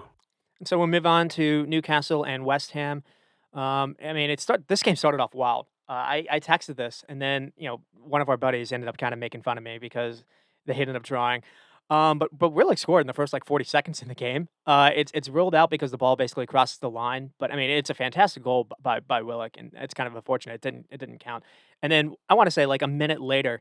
West Ham have the ball and they kind of go long. Newcastle win it back, and Longstaff plays a very, very good through ball to Wilson's. It splits the CBs. He makes a run splitting the CBs, and it's a really good finish. And then, so again, basically they had the back in the net 2 times in basically 2 minutes to start the game, and then Newcastle don't really do anything after that. And West Ham get a corner kick. And one thing that's kind of funny here is I kind of surprised this wasn't maybe even called as a PK because Paqueta and Trippier are wrestling like WWF style off the Yeah. back post. Like West Ham or Newcastle were trying to mark the back post, or at least Trippier was marking Paqueta, and Paqueta basically wins that battle, and then he's first to the ball and kind of kicks it in. I mean, regardless of the goal, I thought this is the best Paqueta has looked for them. So Yeah, yeah, I think so too. Yeah, he got subbed out like I mean maybe 10 minutes left, 20 minutes, but I think it was just because he was putting in so much work in the midfield that he was just exhausted. yeah, and it felt like Newcastle maybe had a chance to edge it out, but a guard had a fantastic block on Callum Wilson on basically a breakaway. It felt like Wilson was actually going to have basically the same chance that he scored on earlier in the game, and a guard just had an incredible last ditch tackle to Oh, stop shot from happening. yeah. Um, That was ridiculous. I'm sure West Ham are really glad he's back too because he missed like the first half of the season you're and right. Yeah, he was a pretty big buy from Sevilla. So I think he cost like 40 million. So I think he could be crucial and I know they're glad to have him back and he played in the World Cup and he looked pretty Morocco. good. He So had a very good World Cup. yeah. Yes. So Um, yeah, that'll help because yeah, they've been struggling. They've had some defensive issues too. So yeah, that he could definitely help. Yeah, I mean, for Newcastle's sake, it's the first game without Bruno Guimaraes. You're going to miss him for 3 games because of what happened in that League Cup game for Southampton, and it is a different team. Sean Longstaff, you're missing what he's able to offer box to box. You're missing kind of his runs a little bit, and Longstaff had a great pass for the goal, so he gets the assist. But he's just not the same player. He's not the same passer, or he's not as good in possession. So I think he kind of struggled. You saw a little struggle with that. And another thing too is, again, it's another game where Almiron blanks, and it's another game where Alan St. Maxon, he's playing. So he played versus Palace as well. I don't think he's fit yet. So maybe he doesn't look the same player. He doesn't. We're used to him being like Mr. Electric, and Yeah. he just wasn't showing that. So this is just kind of a way for Newcastle to kind of go through a little growing pains at the moment. But Yeah. it's happening at a time you don't really want that. You don't really want that to necessarily happen because one thing that I've always been saying is I was worried about Newcastle, finishing in top 4 because they only play once a week. When that started to change because of what happened with Hmm. the League Cup, Yeah. they've had to play a couple games now, 2 games in the last couple of weeks. I think you're maybe starting to see that get to their legs. So, Yeah, maybe. One thing though, I did think Anthony Gordon looked pretty good when he came on. He looked a pretty like big spark plug, and immediately kind of started putting things together for the attack. So maybe that's a good option too. Maybe that's something that can help, especially like next year because they're probably going to be in at least Europa League. So they're going to be playing a lot more games, and yeah. they're going to need the depth. So I thought if you're a Newcastle fan and you're a little down about the result. I thought the Anthony Gordon cameo was something good and positive that you could at least take away from the match as well. And Newcastle like just they don't really lose. If they drop points, it's a draw. So True. I mean, not terrible. If they don't really have a good game, they get a point. It's not bad, but at the same time, like the pressure's on to make the top four. So it really is like 2 points dropped in the top four race, which that'll definitely hurt. But I still think they're okay. They're so hard to actually beat. Yeah, I mean the goal came the goal that they scored, West Ham scored was very, very scrappy. It's not really Mm, something from open play. Another thing that's worth mentioning is Ishak, who started to actually be a pretty good player for them. He had to miss because of a concussion. So ooh, yeah, you're missing him as an option. I agree with you. I questioned the Gordon signing a little. Well, I didn't necessarily question it. I was thinking maybe someone like Gallagher would fit them better because I thought maybe Joe Linton could play as kind of a forward option. Joe Linton does seem to be better in midfield as well. But yeah, you look at it's Almiron, or if Alan St. Maximin is going to be his full self. The last guy or the next guy up is like Jacob Murphy, if not Ishak. And so Mhm. you might need to have some of that some of that some Gordon as an option. So yeah, Yeah, that's a I good think call. so. Hmm. Yeah, and just because like injuries too, and I don't know, they tend to like not get everyone healthy at the same time. They always have like one or two attacking players hurt. Like if it's Wilson, then Isaac's good. If Yes, Isaac's hurt, then Wilson's good. Like it's really weird that way. And it was like that last year too, where it was like they needed a spark and St. Maximin was hurt, or they're waiting for like Callum Wilson to get back. So I don't know, it's weird. But if you see this full team healthy, they're I mean, they're probably a title contender, right? With everyone they got. strong. Then Yeah, they got some options off the bench too. So I I don't mean, know. It's just weird that they can't get everyone healthy at the same time. especially with that back line, like you mentioned. I mean, just I don't think has has what's his face Botman lost a game yet? I don't think so. I don't think so either. Yeah, Yeah, it's crazy. because he joined I guess the game after the Liverpool game, or maybe he Yeah, joined but he didn't play that day. I don't he know. didn't play. Yeah, Yeah, I think that was it. I think he was there but didn't play. I mean for West Ham, it, it, I don't necessarily know if Moyes is necessarily out of the water. I But at the same time they have been playing better. I want to see more of this Paqueta and Rice midfield pairing. I thought it was the best midfield that they've looked. It didn't necessarily lead to a ton of opportunities. I mean, the shots were they had 10 shots and only one on target. Newcastle had 8 shots and two on target, which is funny because they basically scored 2 goals in the first few minutes, and they really didn't do a whole lot after that. So that's why I think that's having someone like Bruno Guimaraes, really you really did miss his kind of creativity, his passing in that Yeah, final third because again, Longstaff is not that kind of player. Willock isn't really a passer. He's more of a he likes dribbling with the ball, and Joe Linton's kind of the same way. So you're missing someone with a little vision, to kind of get the ball to your attackers in better areas. So yeah, yeah. I definitely agree. They were definitely missing Gamaras, and I mean, the next 2 games too will be big because they won't have him there either. So they really are gonna have to kind of get some results without a key player. But yeah, the Rice Paqueta, that double pivot looks really good. I think the days of Rice and Suchek are basically over. I know Suchek came on later, and he's a pretty good option to bring on, like I if you agree. just want to lock stuff Yes. down and get the draw. But the days of like Rice and Suchek starting and dominating, those days are over. Which, I mean, it was really fun to see when they were like at their peak around like what 2020 when Suchek was scoring a bunch of goals too. But at least it's a good option. I think Lucas Paqueta and the Rice pivot should be what they go with going forward for sure. And it's another thing too, where West Ham, or I mean, maybe I can compare them with Man City and Liverpool, where they went hard for those games in Europe for the last couple seasons. It wasn't just last season; it was 2 seasons in a row where they tried to make Europa finals, and I just think it's gotten to the legs. It's just, and again, it's the way the season's gone. There hasn't really been a break. World Cup as well. I just think you're kind of seeing a little hangover effect. It's not with them as well as Liverpool and City. But maybe I'm reading it too much into Yeah. that.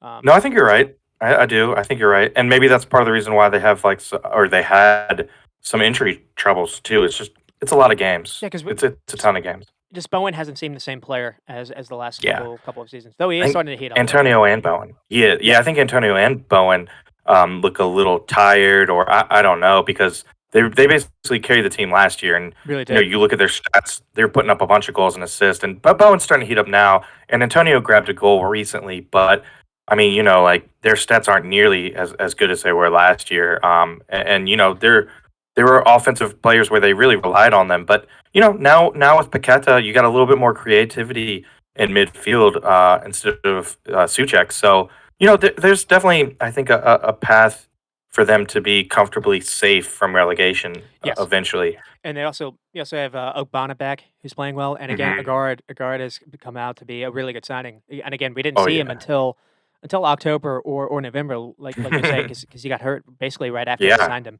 But yep, he had a fantastic game in this one. And one thing to kind of touch on with Newcastle is, to be fair, them you can maybe give them a mulligan at least for this game because they did make a cup final. They're going to be playing Man yeah, United for the League Cup, and I think it's the first final for them in like 24 years. Yeah, that's gonna be So a good game too. yeah, I hope it's a good well, game. It looks on paper like it will be, but it was supposed to be a good game when they played in the league, and it was maybe the worst game if anyone has played because I think it was like 1-1, and it was just it was maybe like a PK that should have been called, but that was a terrible game. yeah. Yeah.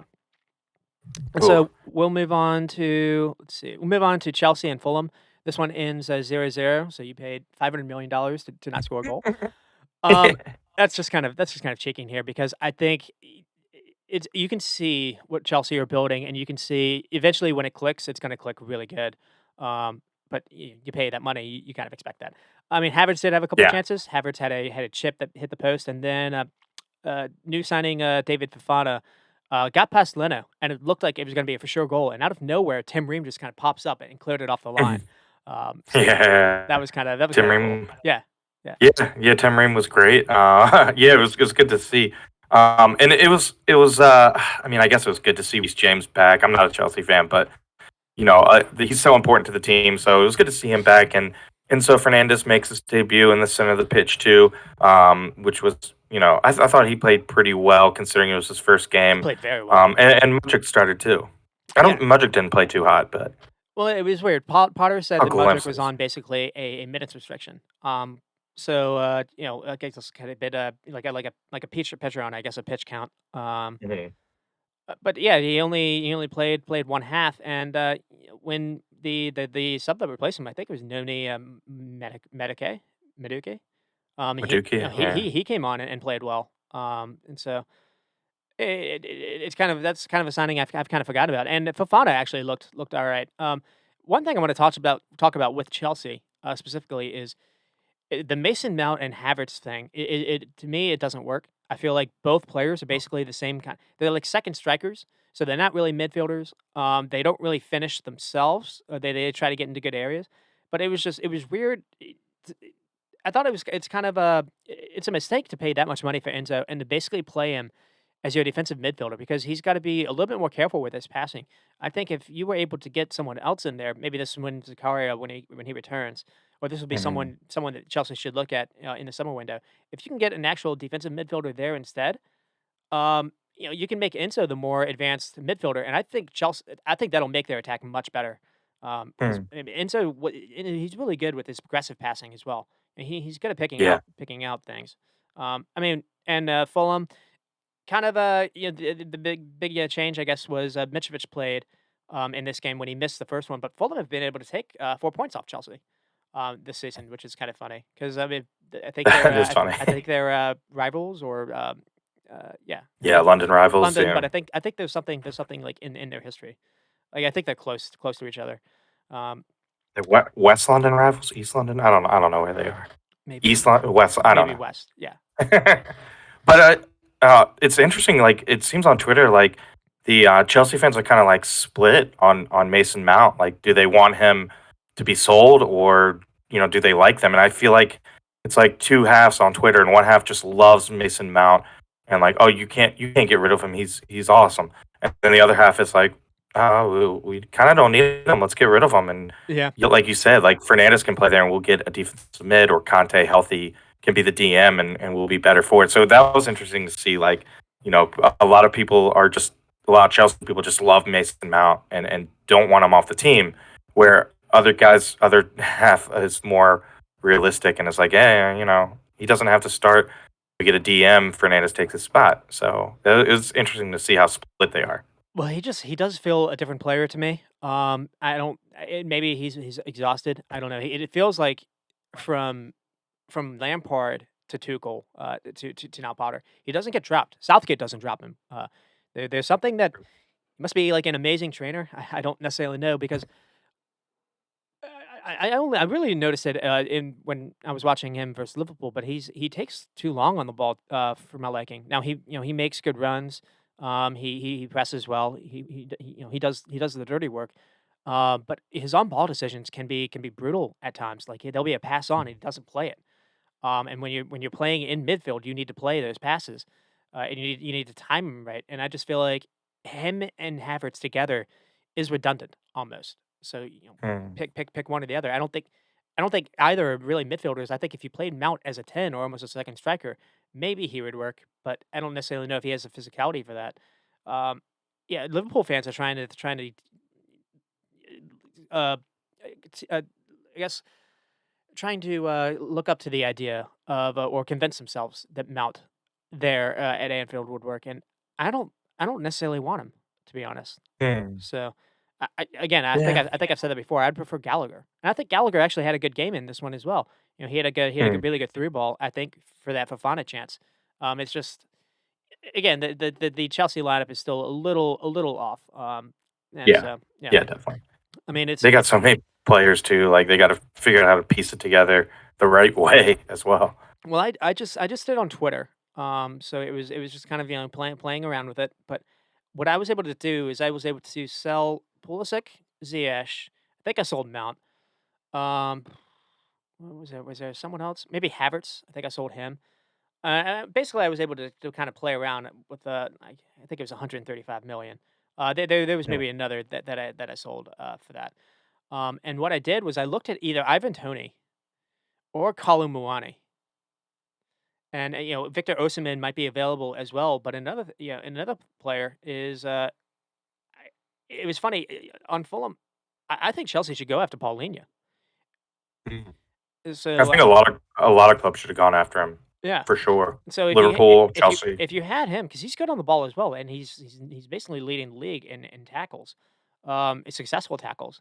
If you had him, you could play into a little further up. So yeah. Hmm. Yeah, yeah. I would agree. I think he's great, and yeah, Liverpool, Chelsea, like a bunch of big clubs could have used him. I think. I mean, and to speak on the Enzo debut, I mean, he was at the club for like 3 days, and he had 100 touches, 64 passes for 85% accuracy, 8 of 12 ground duels, 2 interceptions, 6 tackles. I mean, that's more tackles than Wow. Henderson's had the entire season. I mean, tongue in cheek, but not really. And he also nearly scored as well with a pretty good distance shot. And again, the main thing with him is he's if you look at his, like, F brief stat, he's, like, 99 percentile when it comes to progressive passing. He's good at, like, lines breaking passing. Like, Hmm. he's a really good player, and again, you play him in a DM, so he has to be a little bit more conservative than maybe you'd want him to be. Argentina kinda did this as well, but Hmm. he can do that job if you need him to, and, Wow. Yeah, he's brilliant. I think one thing that was interesting is I don't know if you saw this, Hansi Flick was in attendance for this game. Hmm. And I don't know if he was invited or he just he had some time in London. I don't know if he lives in London. Weird. But you worry a little bit about because the owner has spent all this money to kind of bring to give Potter a new team. Does the leash come on him if Potter doesn't necessarily start to click with him? I think so. Yeah, I definitely think so. I mean, hopefully management will give him time with these new players, but I mean, yeah, we talked about last week. What are they in like ninth or 10th? So these new guys really have to hit the ground running, and they got to start getting some points. I don't think it's disastrous, I guess, if they miss out of the Champions League, just because it seems like Bowley has a lot of money, and if he's willing to shell out this much money in January, it doesn't seem like missing out on the Champions League for a year would be like catastrophic. I mean, it wouldn't help things. But yeah, it seems like they can spend the money, and I mean, things do have to come together very quickly because they are in a bad spot in the league, and like you said, spending all this money. And it didn't buy them a goal in this game, but at least Enzo seems to have hit the ground running.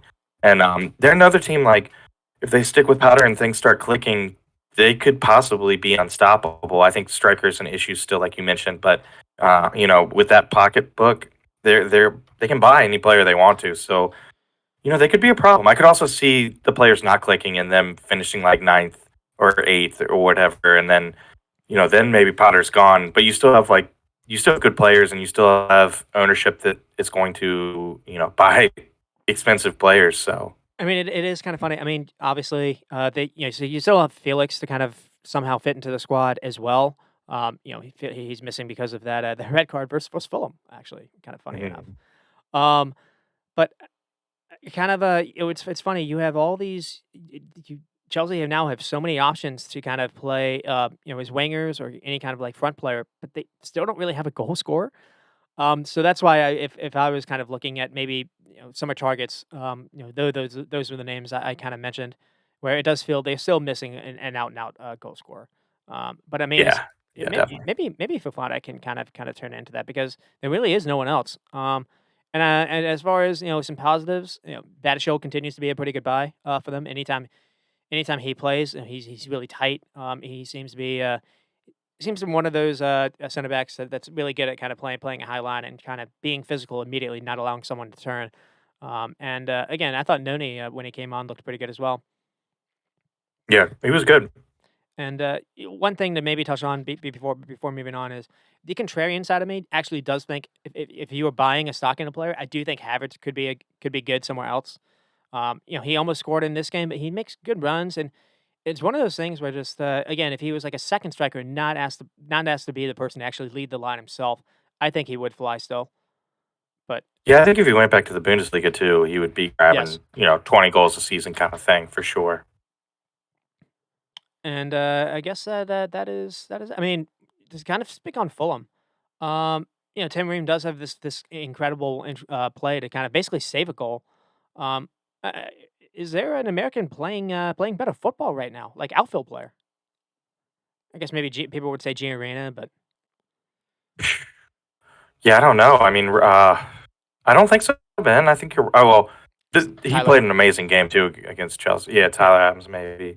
But yeah, like Ream has had an amazing couple months because he was kind of out of the frame before the season started in the national side and put together a bunch of games with Anthony Robinson on that the left side of the defense, the heart of the left side of the defense, and Fulham is flying, and Ream has played really well in the World Cup. And he's playing well for Fulham too. He's older, which kind of stinks. I think he's like 34, yeah. so probably not going to be at the next World Cup, which stinks. But I'm glad we got him for this one at least. And he kind of came out of nowhere, and we needed a solid center back, and it was great to have him. And it's good to see him playing well, man. And Fulham are just flying. Marco Silva's got his guys playing really well. They're a fun team to watch, and not they spend some money, but they're not big spenders like some of the other teams, like obviously Chelsea, but Bournemouth spent some. Nottingham Forest has spent a crap ton, Mhm. so it's refreshing to see. And it's funny, a bunch of 80 and $100 million players out there, and really, William was the one that kind of showed some people levels in this game as well, which Yeah, continues to be a bit of a theme. Um, yeah, that's shocking too because he just didn't play well at Arsenal at all, and even went back to like Brazil, and I don't think he played that great back in Brazil. yeah, But he's flying here. he really is.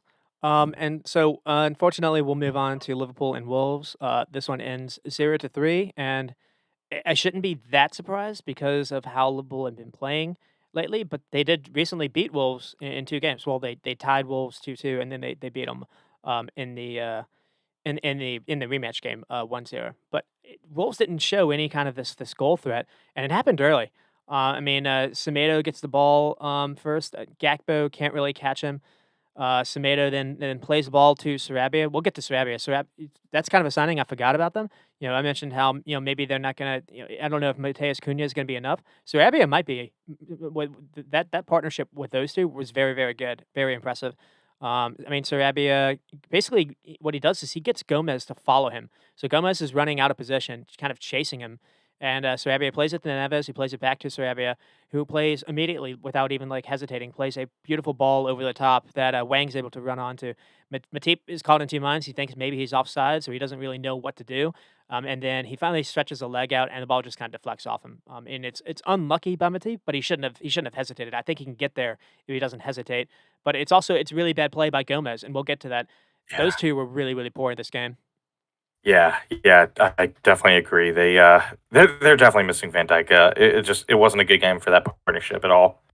And we'll definitely get to that one because it's funny. People thought that maybe Gomez was and Matip actually. People thought Matip was maybe a top 2 or 3 defender in the league for the last couple of seasons. People have said when Liverpool won their title in 19 and 20, the main pairing was Gomez and Virgil van Dijk, and people were like, "Oh, Joe Gomez is the next like big like English center back." And man, did Yeah, they look headless chickens without Virgil back there, or they really Kanate. did. Yeah. And then, it got off to, the fun continued, for Wolves with, Greg Dawson, which is, it's funny. I've been kind of talking about Craig Dawson a little bit when he's played, for West Ham, and, here it comes back to bite me when he's playing for Wolves. But really, there are errors everywhere. I mean, it's only 11 minutes into the game, and again, Liverpool kind of chasing like I mentioned, headless chickens already, so I'll just say that again. There's no pressing structure. Everywhere it looks like Liverpool basically trying to mark two players. So that's what happens here. Gakpo is caught between two minds whether to mark Semedo and Sarabia. Sarabia again is really clever with his runs, and so he comes forward with the ball, knowing that Robinson doesn't want to follow him. The ball is played to Semedo. Gakpo rushes over and fouls him, which is foolish because this is basically what leads to the goal. I mean, it's this really stupid foul to give away. It's a free kick. The ball is kind of looped in. Liverpool can't deal with it, which has also been a theme of late. No one tries to close down Cunha. So Cunha runs to get the ball, and this is one of those things where Gomez maybe could have run towards him. Instead, Gomez basically runs and steps in front of Allison, which is a problem as we're about to get to, because the Cunha is able to, with no one rushing him, be able to look up, get his head up, gets the cross off, and Gomez heads the ball. It basically heads the ball to a Wolves player. So it's a poor header. But another thing too is Allison is able to get this easily if Gomez doesn't do this. So it's just poor communication. Gomez just kind of freaks out. Kilman's header bounces off Gakpo, but then it falls to Dawson. And Dawson just smashes in the rebound. It's a really good finish by Dawson, to be fair to him. But I think the goal is Yeah, entirely Liverpool's own doing. Um, and then yeah, I would agree. there were a couple chances for Liverpool to kind of get into it. I mean, Thiago had a really nice pass to Darwin Núñez in the box, and Núñez just completely, again, is one of those where he has Salah free on goal, and he just has to take it on himself, and he can only force a save. There's another one where Salah had a chance. Salah kind of hit it wide. Keita had a couple of chances in the second half to maybe score and didn't. I do feel Mhm. like Liverpool maybe could have had gotten something in this. Maybe made it 2-2.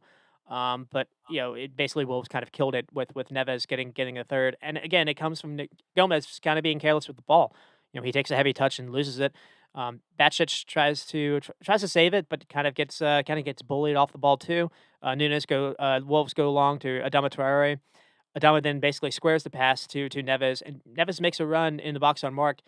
Basically, Thiago stopped playing at this point. I mean, it's a it's a good first touch by Neves. It's a good first touch and finish, but again, this is one of those where Liverpool just weren't playing at the moment. I mean, the lineup was basically the not that different than what we've seen. Trent Matip, Gomez, Robertson, Keita, Bacic, and Thiago. So I mean, I do think the midfield is relatively good in this game. To be honest, like the issue again was the front line with Salah, Nunes, and Gakpo. It doesn't feel like Yeah. Nunes and Gakpo know how to play with each other. It seems Nunes wants to kind of play on the left side. Gakpo kind of tries to creep in the center.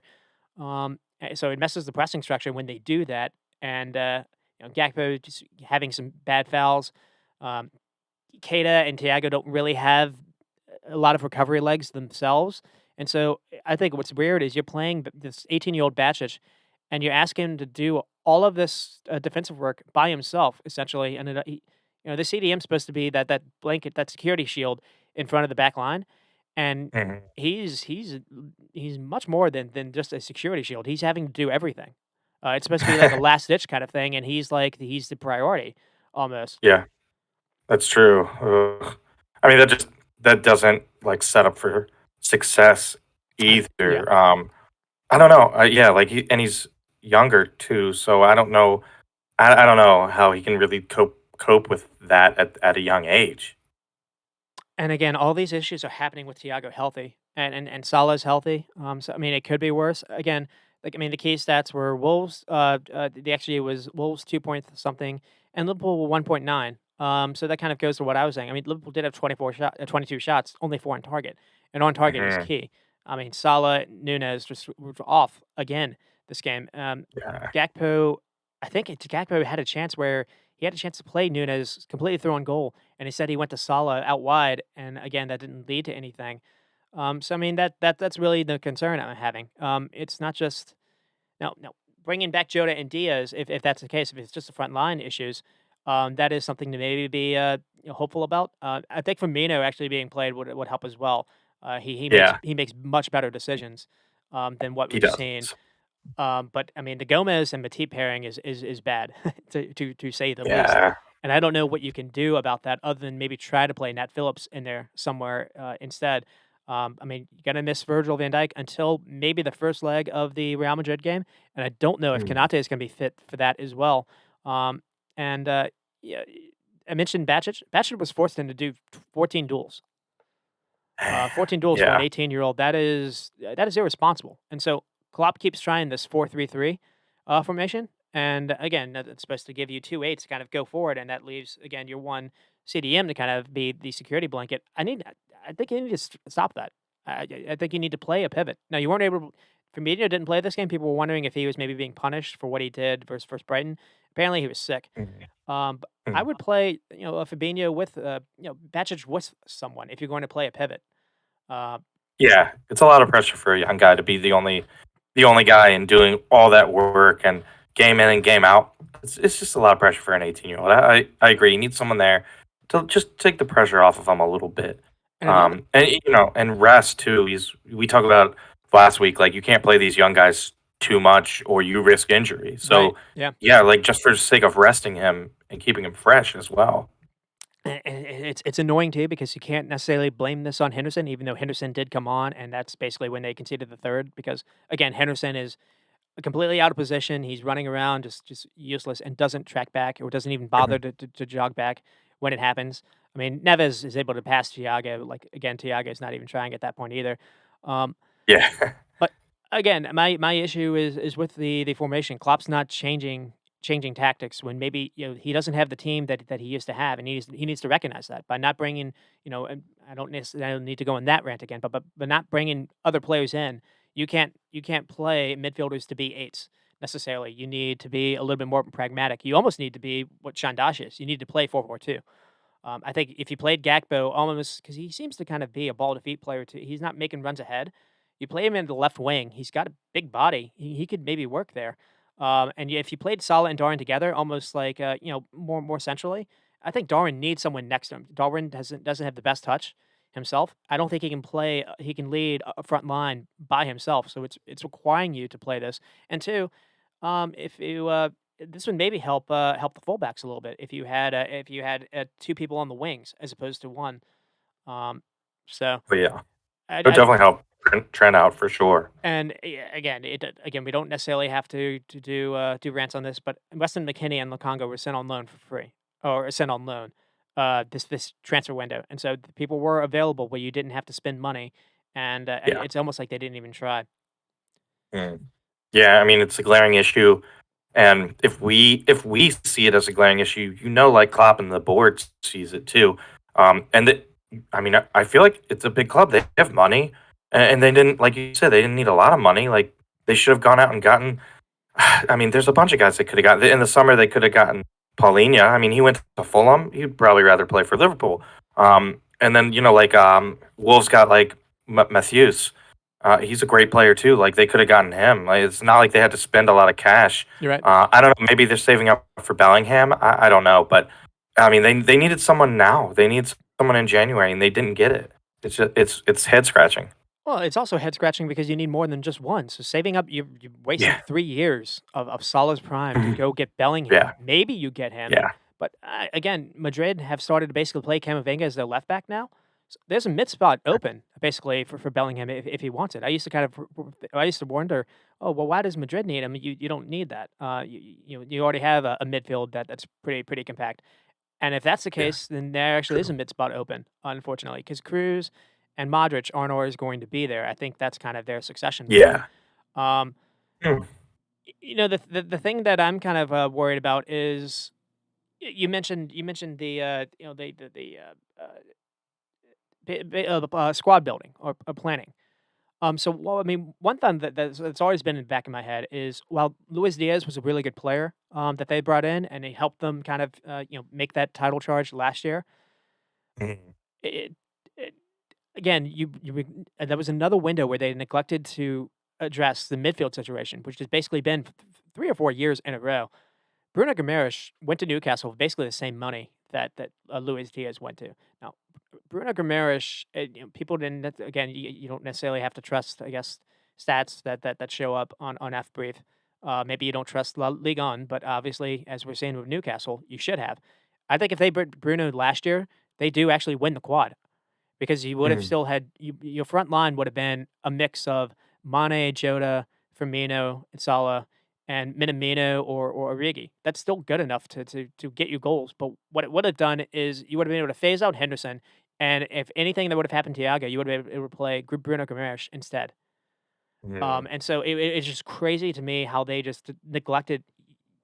You play a formation with three midfielders all the time, and you just decided never to address that. It is crazy. But speaking of, news has come out. It actually came out before the game.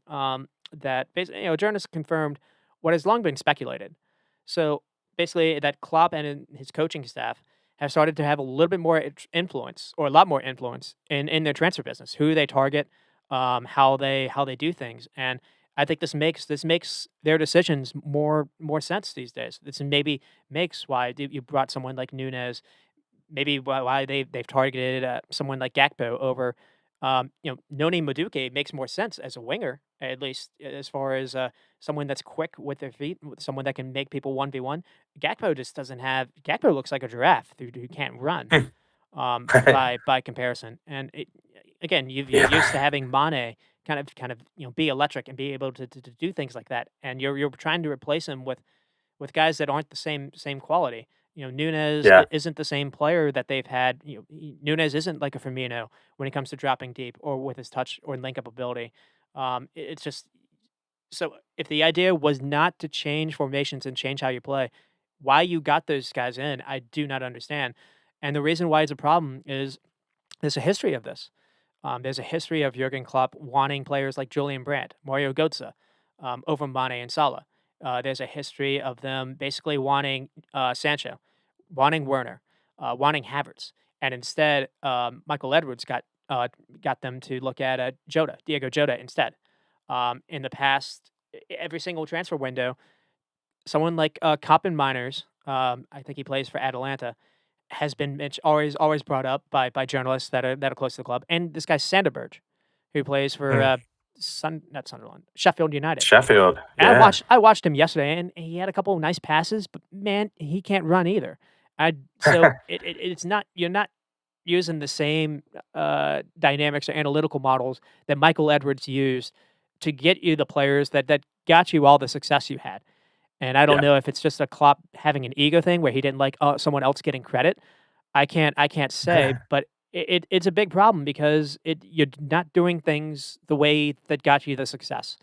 And other than finding a way to reverse that, this is going to get worse, not better. Yeah. I hate to agree because I like Klopp, but yeah, I think it is going to get worse before it gets better, and it might. I don't know. It might end up with Klopp leaving and a clear out of the squad, which I don't know. I mean, it could be a good thing. I don't know. We'll see. Maybe a little clean out of the squad definitely would be a good thing. Shift out some of these older players, and replace them with some younger guys at least. I mean, if they finish something like I don't know 10th, maybe even worse. I mean, this really could crater. I don't know if someone like Thiago wants to finish his last few years with not being in the Champions League. I don't know if Salah gets unsettled. Maybe he wants to go to PSG instead. Like again, this could get bad. But I want to focus on him. Klopp basically before the World Cup. It's almost like Liverpool have gotten worse since Liverpool were able to basically have a couple have that month to kind of revamp themselves.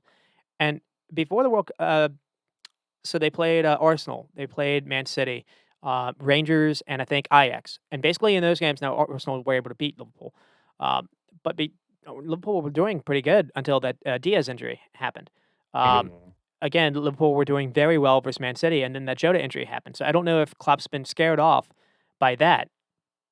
But at that point in the time, Liverpool had changed to basically playing a 4-2-4 or some kind of a 4-2-3-1 kind of formation. Basically a 4-4-2, I guess, without the ball. They'd moved from playing a 4-3-3.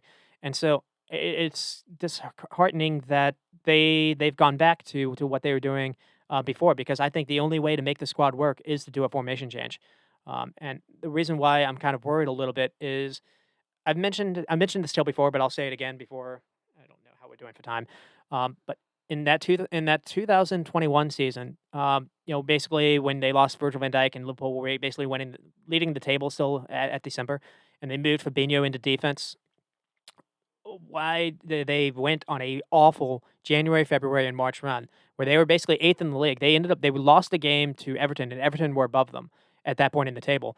And then the final 8 game stretch, the final 10 game stretch, they won 8 games and drew two. So what happened? Did Klopp all of a sudden have this amazing tactical strategy? Was he able to get more out of the players than he was? And no, what really happened was Henderson and Milner got injured, so he didn't have them for options anymore. He was forced to play Thiago, Keita, and Gini Wijnaldum or Fabinho. He was able to move Fabinho back into midfield because he just that was basically the one tactical switch he did. He moved Fabinho back into midfield and started playing Nat Phillips and Reece Williams.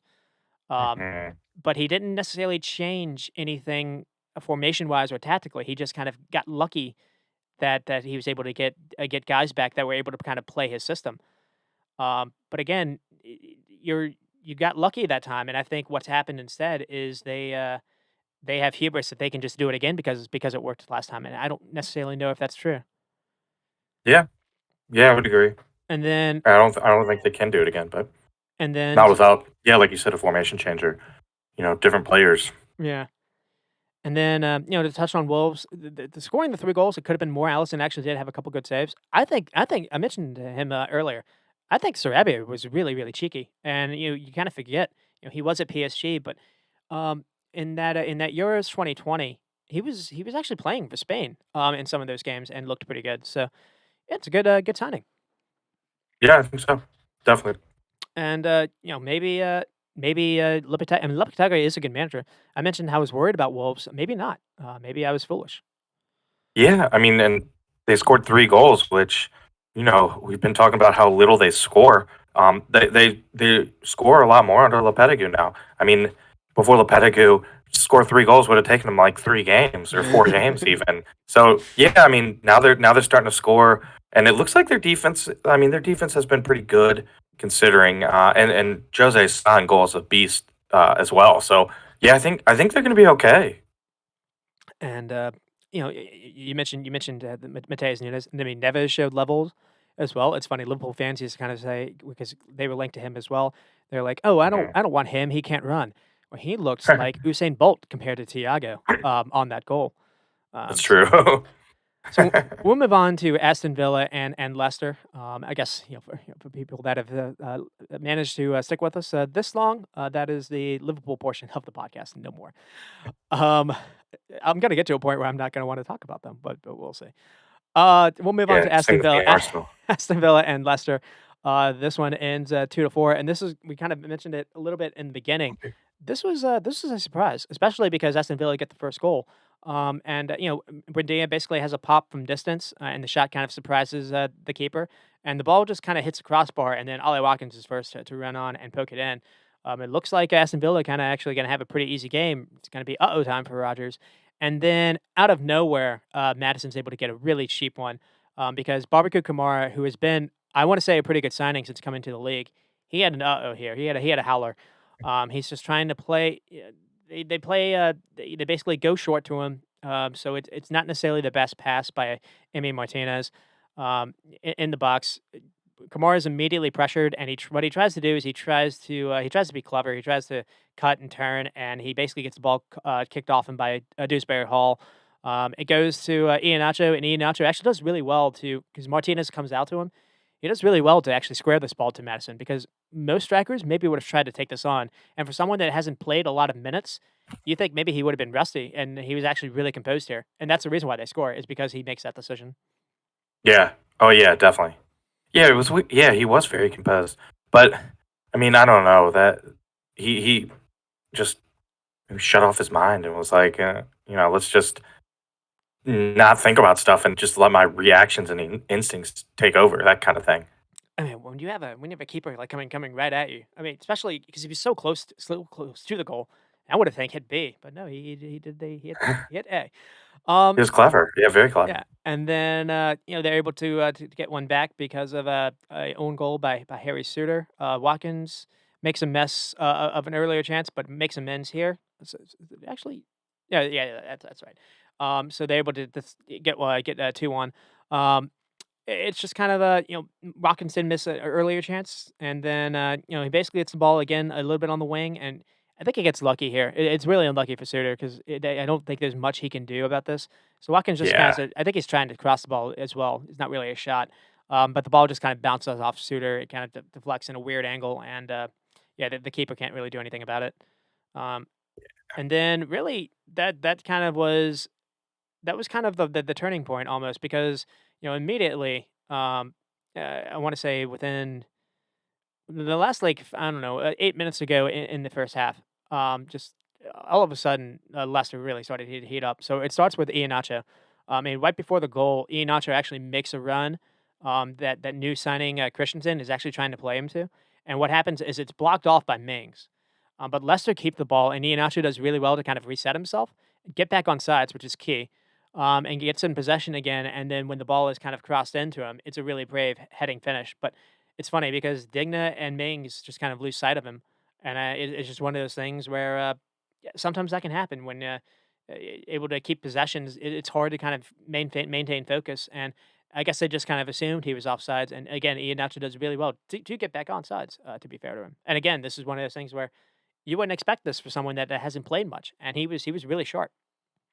Yeah, he really was, and I don't know, he's a weird player. Like a lot of the times when I do see that like Leicester played well, it's Iheanacho that's done a lot of the damage, and I agree. it like consistently hasn't been able to knock down that starting spot, lock it down, and keep it all like as his. And I mean they still have Vardy, but Vardy's pretty old now, and his pace is kind of gone. So I really feel like Iheanacho is the way forward and the way like out of this little I mean, they're moving out of the relegation zone, but I think Iheanacho will have a lot to do with their safety if they do manage to stay in the Premier League. I think it'll be because of Iheanacho, and he's a good player. He just hasn't been able to be like consistent, but he also doesn't consistently play. So maybe that consistency will come when he gets regular playing minutes. It has to be a training thing. Yeah, yeah, I don't get it. I agree. I agree entirely. And it's almost it's possible he only played because Daka has the injury. Because it had been Daka that had been playing. But the one thing that's Yeah, funny true. when you mention Leicester, basically for the season, what's been the case is Rogers has done almost like he's played five in midfield and basically with one attacker. And what he finally has with this new signing in Tete is he has someone that can play on the wing and can make a forward run. And he hasn't really because Barnes can maybe do that, but he's more ball to feet. When Madison's almost been played almost on the wing. He's not going to make that run either.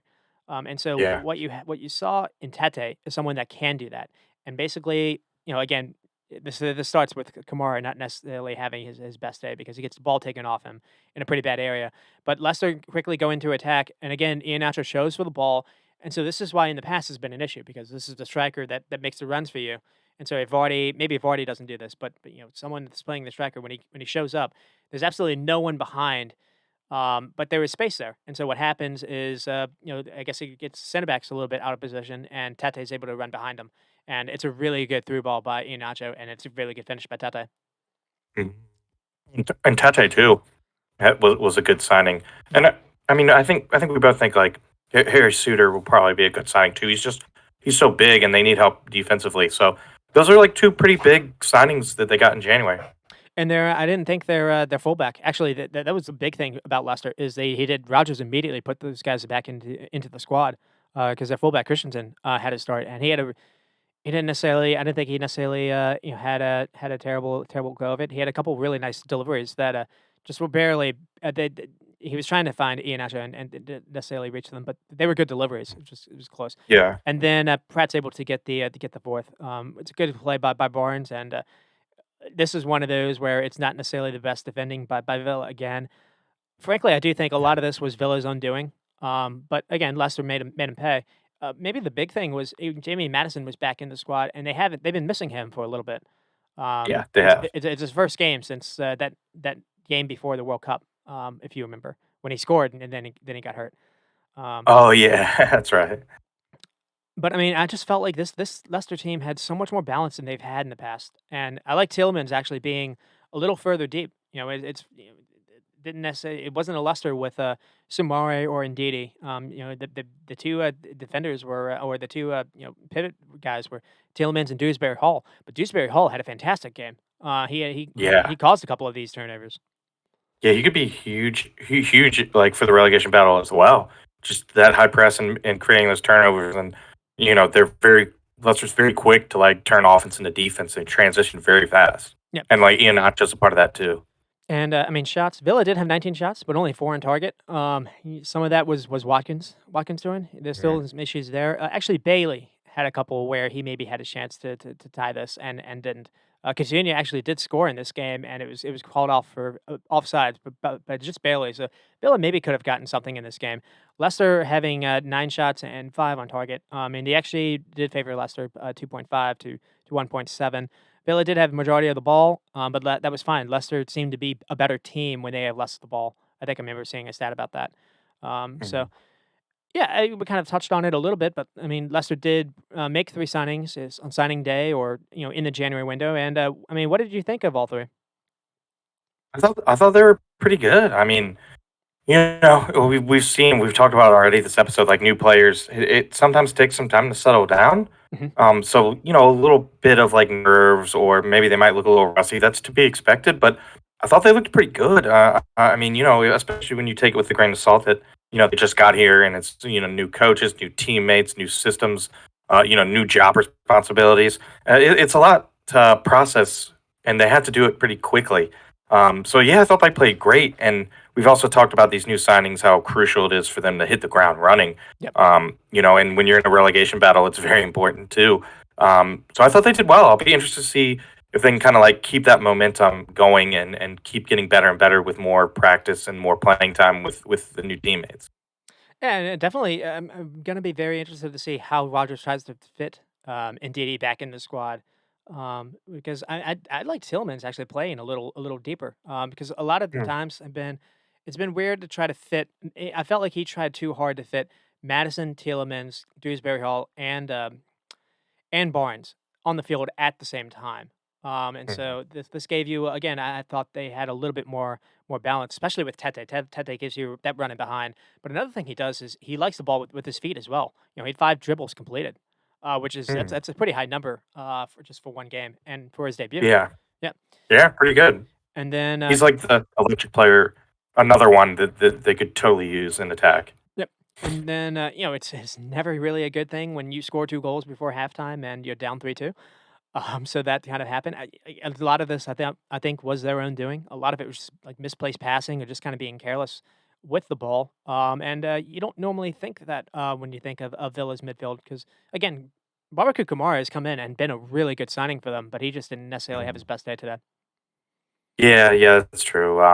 I think he'll be okay though. I think it was just like a one-off kind of bad game, which Mhm. so sometimes he's prone to having it happen. But he's overall, I think he's a pretty important player for them, and I think I he'll be agree. fine. It's Yep. just a little blip. And then we'll move on to Brighton and Bournemouth. This one does in 1-0 to Brighton with Matoma getting a goal in the 87th minute. Kind of a Mm. header. It was a cheek header. Because Continues its hot streak. he really does. I mean, we're gonna get to him. I mean, the lineup news for Brighton is no Casado this game because I guess maybe I think he came on he came on as a sub. McAllister was suspended, and then it was Dennis Unstav basically gets his first start because Ferguson is injured, and I mean the midfield was Billy Gilmore and Pascal Gross. So this wasn't like the high flying Brighton that we've seen. Matoma was basically a wing back in this game, Yeah. and again they were still able to get 20 shots. I mean it's Bournemouth. You can kind of like look at it that way, but the kind of shot creations that they were making too. Brighton again looked really impressive. Yeah, like 400 more passes than Bournemouth as well. Just crazy. And like And I know 89% it. accuracy. Yeah, it took a while to kind of break him down. Matoma scored in the 87th minute, but part of it, all that passing just probably wore out the Bournemouth defenders. I think So like so. you're wearing them out, wearing them out, wearing them out, and even if you're not scoring, they're getting tired, and then eventually all the passing and possession pays off, and you grab that goal, and it's a great win. And like you said, like not the usual guys that they play really. So Mhm. it's important to be able to like rotate the squad a little bit, rest your starters, and get 3 points is huge. And Bournemouth, actually brought in a couple of new guys as well and gave them debuts. So, Semenyo and Hamid, Traore. And frankly, Bournemouth they didn't necessarily have the most shots this game. I think they had, like, only 2 on target, but they had a lot of opportunities. There were a lot of breakaways that new signings, you understand them not necessarily playing together. There was a couple times where I thought, Watatora, that's how you say his name now. Oh, He what a was Tara, Watatora. He was what he a was he wa Tara. he was open for, like, a pass, and they didn't look at him, they tried to do it themselves. So it's one of those things where, new guys kind of coming in, they don't know how each other play. Yeah. But I actually thought that for the most part, there was a lot of promise in this, even though you lost. There's a lot of reason for hope after seeing this kind of performance. Anthony played another good game as well. Oh yeah, yeah. He's been good too. I think some big clubs were after him too in the January transfer window. So that was a pretty good signing for them. And yeah, like just looking at Dango, like man, his stats for Lorient were pretty good. Like They a were. lot of assists, even if he doesn't score, he got a lot of assists. So yeah, I think he's a good signing too. They Bournemouth spent some money in January, and I don't know. I think I agree with you. I think it will pay off. Even though they lost, they really didn't have a lot of the possession, but they're probably that's going to happen a lot of the games. And I mean Brighton's a really good team. Like their position on the table speaks for itself. So yeah, I don't think it was that bad of a performance for Bournemouth. And I think they'll continue to grow as a team. And I don't know. I think I have a weird feeling that they're probably going to be safe. I don't know. Like Neto in goal makes me feel more comfortable too. And yeah, like you said, some of these new signings I think will come good too.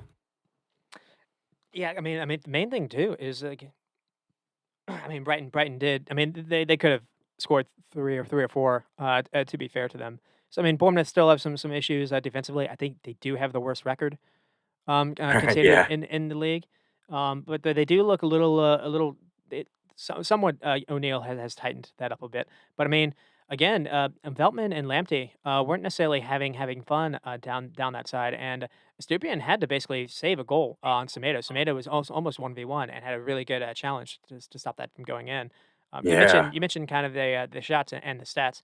I mean, for Brighton, a lot of this is pretty impressive because maybe they were missing some guys. I mean, the main thing I'm kind of looking at is, uh, there is sometimes where, you can just kind of feel like something special is brewing, and like, s to make a kind of maybe a push into Europe, like, basically, take a next step. Sometimes you need a little luck to go your way, and just it's one thing to play well, but another thing to actually get that luck, maybe that big goal to kind of, get you over a game or so. yeah. It's almost like they got that here, and like you said, they're able to keep the momentum going. Yeah, definitely. Um, yeah, I mean, they're able to break down a team that was holding pretty well, holding the back line pretty well. And like just being able to late on in games, turn 1 point into three. That's definitely going to be huge for any kind of European push for Brighton, and it would be awesome to see them in Europa League or even maybe Champions League. Obviously They have to get a they'd bigger have to like squad. yeah increase their depth for sure. But they get some extra money coming in, so they probably could do that. I don't know, and they got a great coach in De Zerbi. They'd be a fun European team. I think they'd be a good team to, represent the EPL and how deep they are. Because outside of if you're not an EPL fan, you might be like, who the heck's Brighton and Hove? Like And it they would can't be also good. and it would also be good just because it shows you can still do this in a different way, than what we've seen, because it's not like, Brighton have Yeah, necessarily come in and spent $400 million because of that TV money. yeah, They've scouted really, really, really cheekily, and not just players. I mean, the scout De Zerbi, when they did. I mean, I texted Jeremy. I'm curious if there's someone that's a better mind right now, than him, at least for the EPL. Now you can mention, the Napoli manager is maybe worthy of that. You're not thinking of Pep and Klopp right now. Or I guess you think about Arteta. But Yeah. Yeah. just the way, like, the passing patterns that they're able to do with players you don't really, you don't always recognize is wild. So Yeah. yeah. Yeah, I would agree. And, let's see. I mean, all this talk about Enzo Fernandez and, he won the World Cup, let's talk about Casado being this $80 million man, and it's almost easy. I kinda did last week. It's almost easy to forget about Alexis McAllister, who was Yeah. every bit important and every bit important to that Argentina World Cup, win as Enzo was, essentially. He Yeah. was making these clever runs, and he was helping Argentina. I think he helped Argentina get that second goal for Di Yeah. Maria, and, I think so. you didn't hear a peep of him, in the transfer window, and, he didn't play in this game because he was suspended, but it is just kind of funny how Brighton have this kind of caliber player, just and they were able to scout him by just, again, doing what they do. Yes, I mean, bunch of guys like that. We talked about Caicedo, Matoma, Estupinan. They're from lower leagues. They're not like the big top 5 leagues. So I don't know. Yeah, they're Brighton. Their scouting department. I don't know. I think some people need some raises because they just do an incredible job every year in getting these young guys that we don't even know about. They get them cheap, and then they become monster players, and they sell them for huge profit. So yeah, someone needs a raise in Brighton's scouting department, or maybe another big club will come and poach them away because they're doing a great job there. Well, that is kind of funny because, I think the guy that was basically responsible for at least the beginning part of it, his name is Dan Ashworth. Newcastle have poached him away, so they're still able to Ooh. get guys in, like, Facundo, Bornete. That's probably not how you say his name. He debuted as an 18-year-old, and he looked pretty calm on the ball. Apparently, he's very good at taking people on, when he gets it. Hmm. He likes running with it. The guy that got the assist is, Semiento. Again, just a player that people don't really recognize now, but, when you look at who, on the, Colombia national team for the World Cup, he was on it. And Yeah. he got a couple of appearances. So Hmm. it's a roster just stacked with that. And again, I think that's pretty. Yeah. You mentioned how it would be a good story to see them in Europe. I agree because it would be you would be seeing a different story than what we've seen in the recent years. Yeah. It would be nice. It'd be kind of refreshing. Like it shows you can still there is still kind of a I mean, everything's still stacked against you, especially when people Yeah. left and right are trying to poach your players away. But there is the myth that you can still kind of creep up the pyramid with just really good scouting and I guess I won't say hard work, but uh, really good, I guess, Yeah. Hard work. planning. Yeah, yeah, there we go. Yeah. Yeah. Really good playing. That's yeah, definitely. And Like just very organized, top to bottom. The whole, not just like the team, but the staff around it as well. speaking of Matoma, I was trying to think of this too. Is there a player playing right now that like a wide attacking player that's on better form? I mean, the only one I could think of is maybe Rashford, but it just I don't I don't really Yeah, see Rashford. I don't really see a weakness to his game, to be honest. Like No, not right now, at you least. look at him and maybe he'd be kind of easy to kind of push off the ball because he does seem kind of like slight of build. He's more physical than you That's true. think. You don't see that. You don't really see that. And the way he's able to make people faint, the way he is able to feint and make people like drop to their knees, like literally, he made a Bournemouth player fall to his knees by doing a quick cut. It is it's fun to watch. Yeah, and like the goal last week too, where he takes that touch where 99% of the players would have hit it first time, and it would have been blocked. He just like does these crazy things that no one else would think to do, which is amazing, and he has the skill to do it. Yeah, he's great. He's great to watch. Fun player. And we'll move on to Brentford and Southampton. I was kind of talking of Southampton. Maybe they'd have a chance to kind of stay up and not not not going on this game. 'Cause Brentford do win 3-0. I mean, it doesn't really hurt them, but Weiser did have a bit of a howler. Early on, it looked like he got past the keeper, but yeah, it's one of those things to kind of just bring up. But it didn't hurt them this game. It did take them a while Yeah. though to get the breakaway, and it comes from maybe Old Faithful in Ben Mee. No one's able to get tight on Mbeumo, and Mbeumo does really well to actually create a little space for himself with a nice little cut, and then he whips in a perfect ball, and Ben Mee's first to kind of attack it and beats everyone to the ball. But it's kind of a scary scene because like three guys just on the ground. They kind of stayed on the Oh ground yeah. after this. Yeah. Yeah, it Um, was crazy. It looked like three guys might be possibly concussed. and then Mbeumo gets the second, and this goal is pretty wild because it starts with Mbeumo basically getting the ball near the halfway line, and it looks like he's got nowhere to go. It looks like Southampton are fine, but he manages to get the ball to Hickey. Hickey got his first start in a while, and I thought he played pretty well. Yeah, they Gets needed him. He's been hurt for a long time. gets the ball to Hickey, and alongside with Da Silva, kind of team up to kind of basically win the ball back, and immediately Brentford have a breakaway. The ball is played to Weissa, and then Weissa basically he takes it to the penalty box and then squares it to Bremo, which is a pretty good finish away. Yeah. No one bothers to mark Bremo, so this is pretty bad by Southampton. But it was a cheeky pass by Da Silva, and I wanted to touch on this because he had he had a maybe Tony that was kind of maybe running. Um, he looked like he was splitting CBs, maybe an easier option, and instead, De Silva played probably the hardest pass he probably could. He was like one of those outside the boot passes, and he had to get some air under it, and he was just able to get it over the center back Bednarik. But it worked out in the end. Yeah. Yeah, it was amazing, and it moved Brentford up. They're in 7th place, and, yeah, I'm looking at, like, the table, and they got the best record out of the last 5 played in the entirety of the Premier League. They got 4 wins and a draw. Hmm. Yeah, that's better than, United have, 3 wins, a draw, and a loss. Newcastle, 4 draws and a win. So, like, Brighton have a draw and a loss and then 3 wins. So they're by far, on form for the last 5 games. They're the best in the Premier League, Yeah, which is awesome and weird to say, but I remember them having a chance to win 4 in a row going into that Leeds game, and then they kind of they drew, I guess their last right? loss was to it wasn't in the league; it was to West Ham in that FA game. Um, Yeah, and which then was, wait, when was it? That was January 7th, so no. almost a month. Mhm. And then Jensen is able to get the third. Again, this is and Brentford does really well to hold the ball up. So he's moving around. He finds Rico Henry. Henry gets it to Kevin Shota.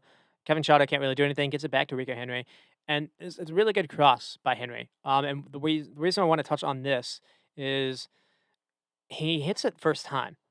He doesn't take a touch. He doesn't think about that. And the reason and it's really good to do that because I think if he takes a touch, Jensen's run is maybe marked and seen. But because he hits it first time, it almost Salisu is basically he thinks he's in good position, and Jensen just basically runs in front of him Hmm. to kind of get it in. And again, it's a good goal. Yeah, it was a really nice goal, and yeah, good pulling run too. Like just pulling defenders out of positions. Even if you don't get the ball, like just by making a run, you're pulling defenders at least. And that's when you play. Again, I don't want to necessarily harp on formations, but when you play something like a 4-3-3, and you need runners to kind of you need your midfielders to do. You said black box to box. It's not just being in the box when the cross is. It is making a late run because it's harder to mark when you it's harder for defenders to kind of see that. And Yeah, the so late run, yeah, yeah, hurts. and Southampton, they didn't have Kyle Walker Peters, which I do think was a big miss. They tried playing Bree again, who didn't necessarily have his best game. Benorik and Salisu, I mean, missing Bella Kachap, missing Desetakar, which definitely hurt as well. And then Sulemana and Onachu, they came on and debuted in the second half. I mean, Sulemana looked good. He did. He's got lightning feet. And then to be honest, Oniachu actually looked okay. He won like 6 headers, just by coming on. Dang. Again, he's a gigantic, so that you kind of understand that. Yeah, But so you something hope so. maybe some hope for Southampton, but yeah, not in this game because it was Yeah, right.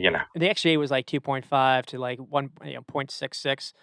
Southampton did have 14 shots and 6 on target, but a lot of that really was in the second half. The first half they had 2 shots, so 12 shots in the yeah, second half. So the mm, bringing on Nacho and bringing on Sulemana did help.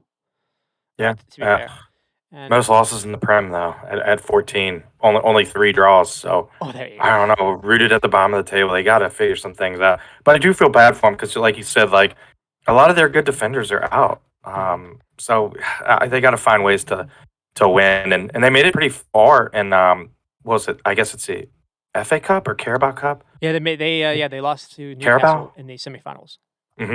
Yeah, yeah. So they made it all the way.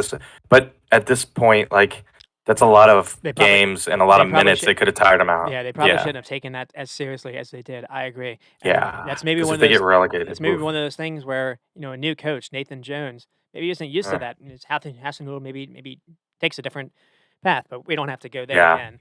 Um, I do think it's interesting that Brentford's passing was kind of low again. It So I'm was, still yeah. still a little worried about that too, 69%. Um, Mm, I mean, as far as positives, I do want to bring up Mbeumo because I thought his hold up play was excellent. yeah. Sometimes sometimes we can be critical of his finishing, but it's worth to kind of Mhm. talk about when someone does play well, and he did play well. He scored a he goal, did yeah. score as well, but it was really his hold up play, and he was just really strong on the ball. And he was able to kind of create. He created an assist as well. He had a really good game. Yeah, and it's important for other people besides Tony to kind of step up and score. And like you I said, agree. Yep. Mbuma's finishing isn't that great, so it was nice to see him get a goal. And I feel like just scoring a goal, he could kind of like gain some confidence from that, and maybe like his finishing will get better, and he'll score a little bit more I think because so. Hmm.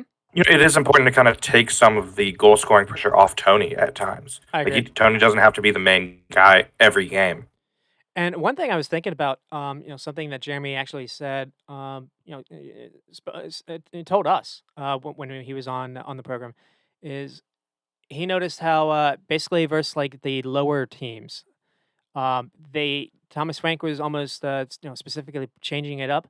So he used to kind of only play one formation and kind of one way. And this year we've actually seen him. He's gone with a 4-3-3. He's played with three attackers on versus like equal-ish sides or bottom-ish sides, and again, it's Yeah. been really effective for them. Yeah, yeah, and then they have a little deeper squad too now, so they can kind of, do different formations if they want to, which is nice.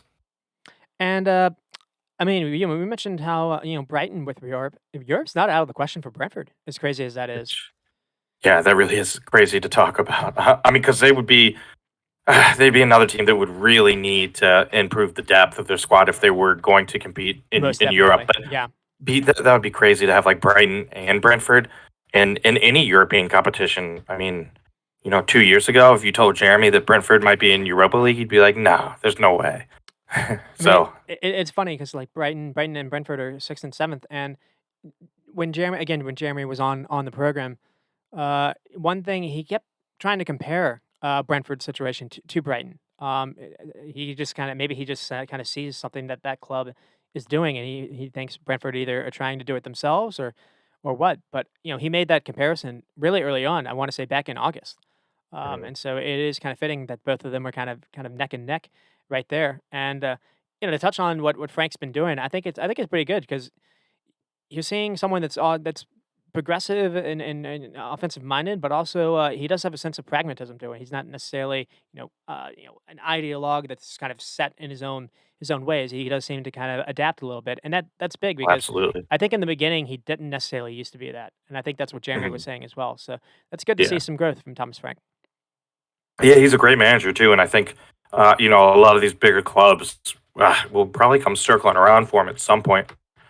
Just because I mean he really is a good coach. I hope he stays at Brentford. I really like him. And to just kind of touch on a little bit with Southampton, I don't know if you heard this or not, but the coach had a bit of an outburst, which was weird after the game. Really. So Mm. after you do post games, you kind of talk, you do interviews, and he basically said he had not been doing his job because he had been coddling his players too much. Basically, he had not been strict. He had not been doing what he had done like at his former job, which to me is a cop out. I think he's trying to shift blame, which is not good. I don't think it's good to do that now. You don't need to lose confidence in your players now. It's almost like the pressure's kind of getting to him. I didn't like that. Mhm. Yeah, I mean maybe he's trying to take the pressure off his players. I mean, since they are like bottom of the league, there's a lot of pressure there. So maybe he's trying to like just lift the burden off his players and kind of put the pressure on him.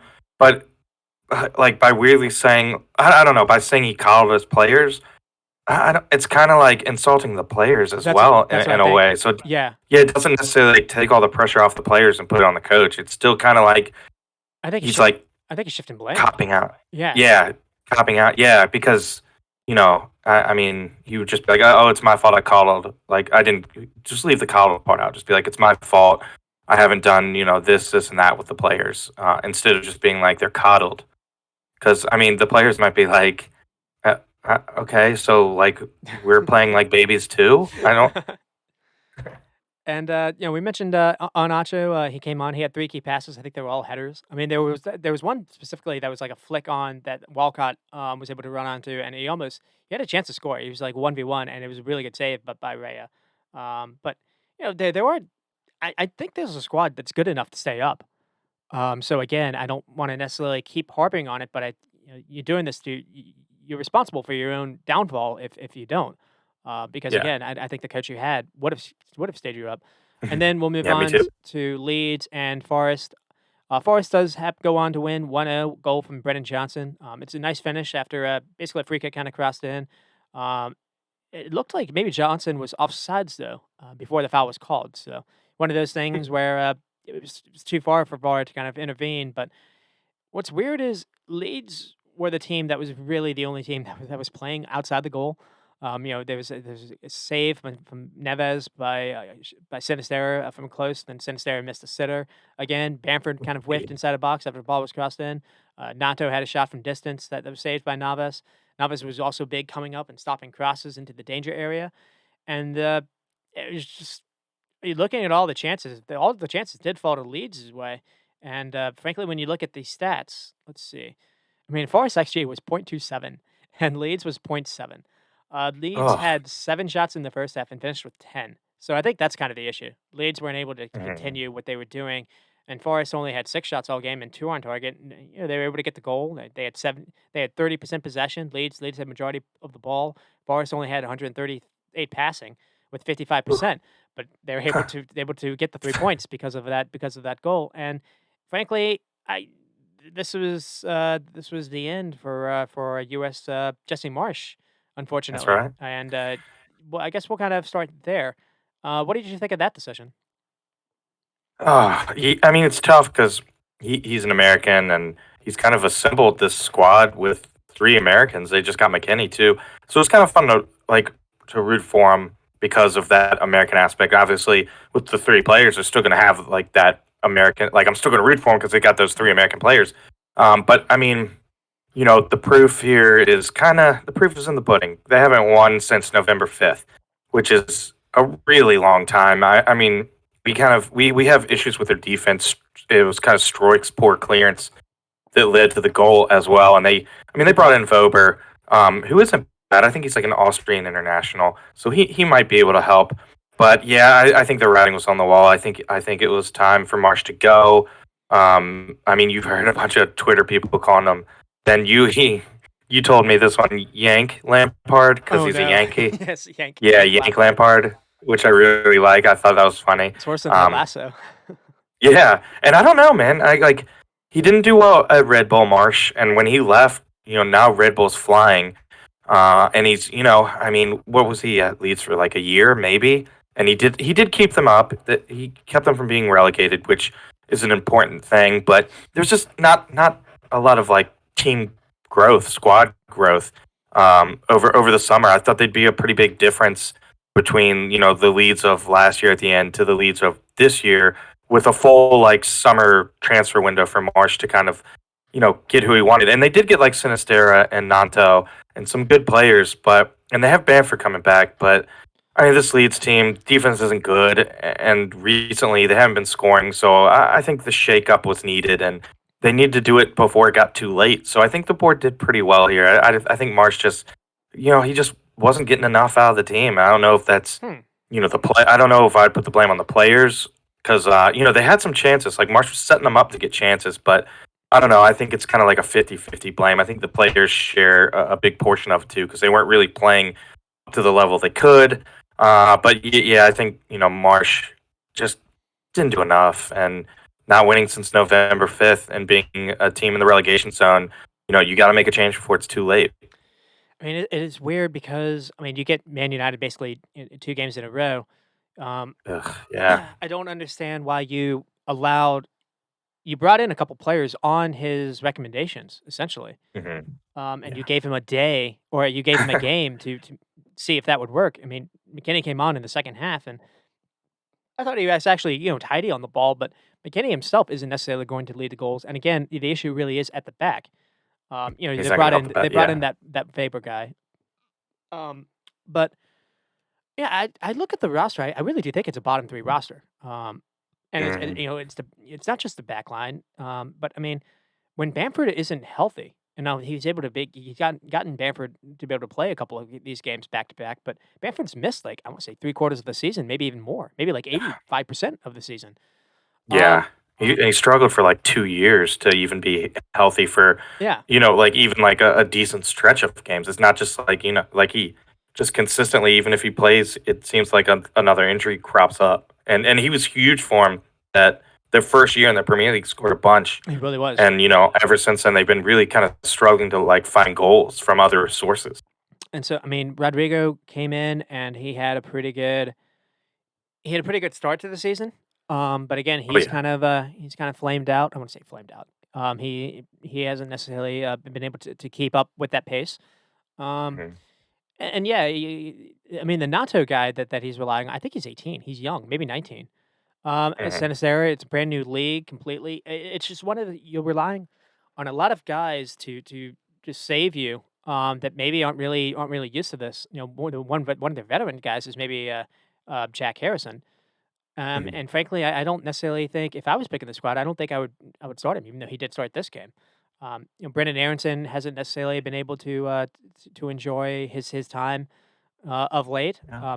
I don't necessarily know if it's just the league is getting to him a little bit more physically. I mean, he is kind of small of stature. Mhm. Um, yeah, I don't really know what Marsh really could have done. We kind of talked about it too. uh, it does feel very one track minded, where it's pressed to try to win the ball back, just basically outrun the other team, and they do that. I mean, they were running for him, but the problem is they don't have any way to really control a game. I mean, Tyler Yeah. Adams is a pretty good passer, but I don't really see anyone that's really good with the ball at their feet, which I think has been an issue too. And you mentioned going back before the World Cup where it was an issue. I really was surprised that he didn't lose. He wasn't let go before the World Cup. And so Mhm. to make him last this long, I did think it was maybe harsh. I mean, I think he could have been able to maybe keep them up.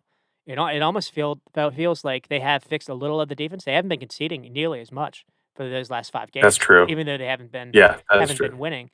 Um, so it was just yeah, I thought it was weird timing, to be honest. And maybe they have something in the cards, but if not, I don't know who you bring in. That's Yeah, going to it's tough. because it is a relegation fight. So who can you bring in that has experience like that? You already lost Yeah, someone. not Someone already many. brought in Sean Dyche. Again, I mentioned him last week. Maybe Hasenhüttl, who is also in the Red Bull Yeah, family. he Um, could do it. so he's maybe used to kind of playing what Marsh kind of likes to play as well. Um, Mhm. so I don't know who else it would be. Did you bring Bielsa back? Um, I I don't doubt I that, don't but know.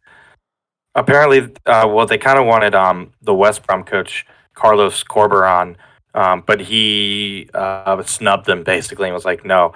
And, You I'm don't. also hearing, like, the Celtic coach, what's his name? Postecoglou, Yeah, but again, like you you said, don't want he relegation doesn't on have experience in a relegation fight, you yeah. don't want relegation Like, on there's your Celtic at the top of the on your table. resume. It hurts you. Yeah, yeah, yeah. Yeah, Yeah. I think Hasenhüttl would be great. Um, but I mean, other than that, Deitch, they could use Deitch too. I mean, bringing Dyche would have actually that would have been at least more fun than him going to Everton because Yeah. actually Everton, I guess, were kind of fit to kind of well, he had a bunch of like old Burnley players, but asking Lee to like just run like mad to then kind of play a little different. I don't know. Maybe they need something different. They need to have someone that plays a different formation because I don't understand why you brought in Weston McKennie. I kind of talked to that last week, where other than a lineup change, I don't I don't see where he necessarily fits into the squad. And the fact that he was Yeah. American, I don't think necessarily helped the perception that only Marsh was targeting Americans. I remember Marsh and Leeds were linked to Chris Richards, and Richards is a, Yeah.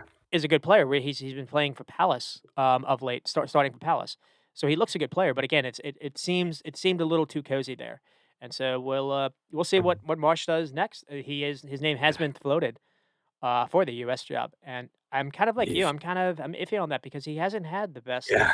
the best go of it. It it's one thing to do well uh, RB Salzburg.